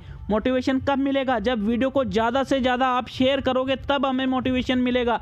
जब वीडियो को लाइक करोगे, चैनल को सब्सक्राइब करोगे तब हमें मोटिवेशन मिलेगा साथियों। तो अगर आप चाहते हो कि इसी प्रकार से टेस्ट आए तो बिल्कुल लाइक, शेयर और चैनल को सब्सक्राइब करना नहीं भूले। शेयर जरूर कीजिएगा ऐसे वीडियो को मित्रों, बहुत ही मेहनत से ये वीडियो बनते हैं। 148वां निःशुल्क है। लोग इस चीज़ के कई पैसे लेते हैं, मुझे अच्छी तरह से पता है। निःशुल्क सेवा है, PDF भी दे रहा हूँ, सब कुछ कर रहा हूँ। सिर्फ क्या चाहिए, लाइक, शेयर और सब्सक्राइब, क्योंकि यही हमें मोटिवेशन देता है मित्रों। प्रथम भारतीय नारी जो एवरेस्ट शिखर पर चढ़ने में सफल हुई थी, बछेंद्री पाल, संतोष यादव, नंदा देवी और इनमें से कोई नहीं।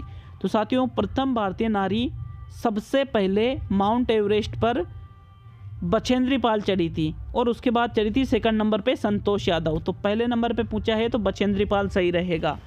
कमेंट करके बताएं। 149वां क्वेश्चन चल रहा है साथियों, कितने आपके सही हुए हमें जरूर कमेंट करके बताएं। 150 में से 100 कौन कौन कूदा, 110 कौन कूदा, 120 कौन कूदा और 130 तो नहीं कूदे होंगे, कोई नहीं कूदे होंगे साथियों। 130 तो ही नहीं सकते, अगर हो जाते हैं तो फिर भाई मैं बता नहीं सकता हूँ कि क्या है, फिर वो क्या है, फिर वो मैं बता नहीं सकता हूँ। फिर वो भाई साहब मेरिटधारी है, फिक्स है, वो तो हो गया फिर उसका तो काम। निम्न में से कौन सा एक तारा है, लेकिन काम तो हो गया। एक और बात बता दूँ, 130 हो जाए तो ऐसा नहीं कि सोच ले सर ने बोल दिया कि हो गया मेरा काम, पढ़ाई बंद कर दी, मेहनत कम कर दी, पढ़ाई कम कर दी, तो फिर ठंडे हो जाओगे। निम्न में से कौन सा एक तारा है, चंद्रमा है, शुक्र है, पृथ्वी है और सूर्य है। तो साथियों, चंद्रमा, शुक्र, पृथ्वी ये तारे नहीं हैं, ये ग्रह है। सूर्य एक तारा है। चौथा विकल्प सही है प्रश्न नंबर 149 में। अंतिम और 150वां क्वेश्चन, राजस्थान में कांच पर सोने का सूक्ष्म चित्रांकन कहलाता है उस्तकला, मथेरन कला, थेवा कला और आला गीला कारीगरी। तो साथियों, कांच पर सोने का सूक्ष्म चित्रांकन को ही थेवा कला कहते हैं साथियों। तीसरा विकल्प सही रहेगा प्रश्न नंबर 150 में। तो कैसा लगा कमेंट करके बताएं, अभी करो कमेंट, अभी कुछ भी नहीं करना है, कमेंट करके बताएं कैसे लगे, टेस्ट कैसा लगा, कितने क्वेश्चन सही हुए, सभी चीज़ें बताएं साथियों। बहुत बहुत धन्यवाद। मिलते हैं मित्रों अगले वीडियो में। बिल्कुल ऐसा ही प्यार बनाए जरूर रखिएगा, हम आपको बेस्ट क्वालिटी लाकर देंगे।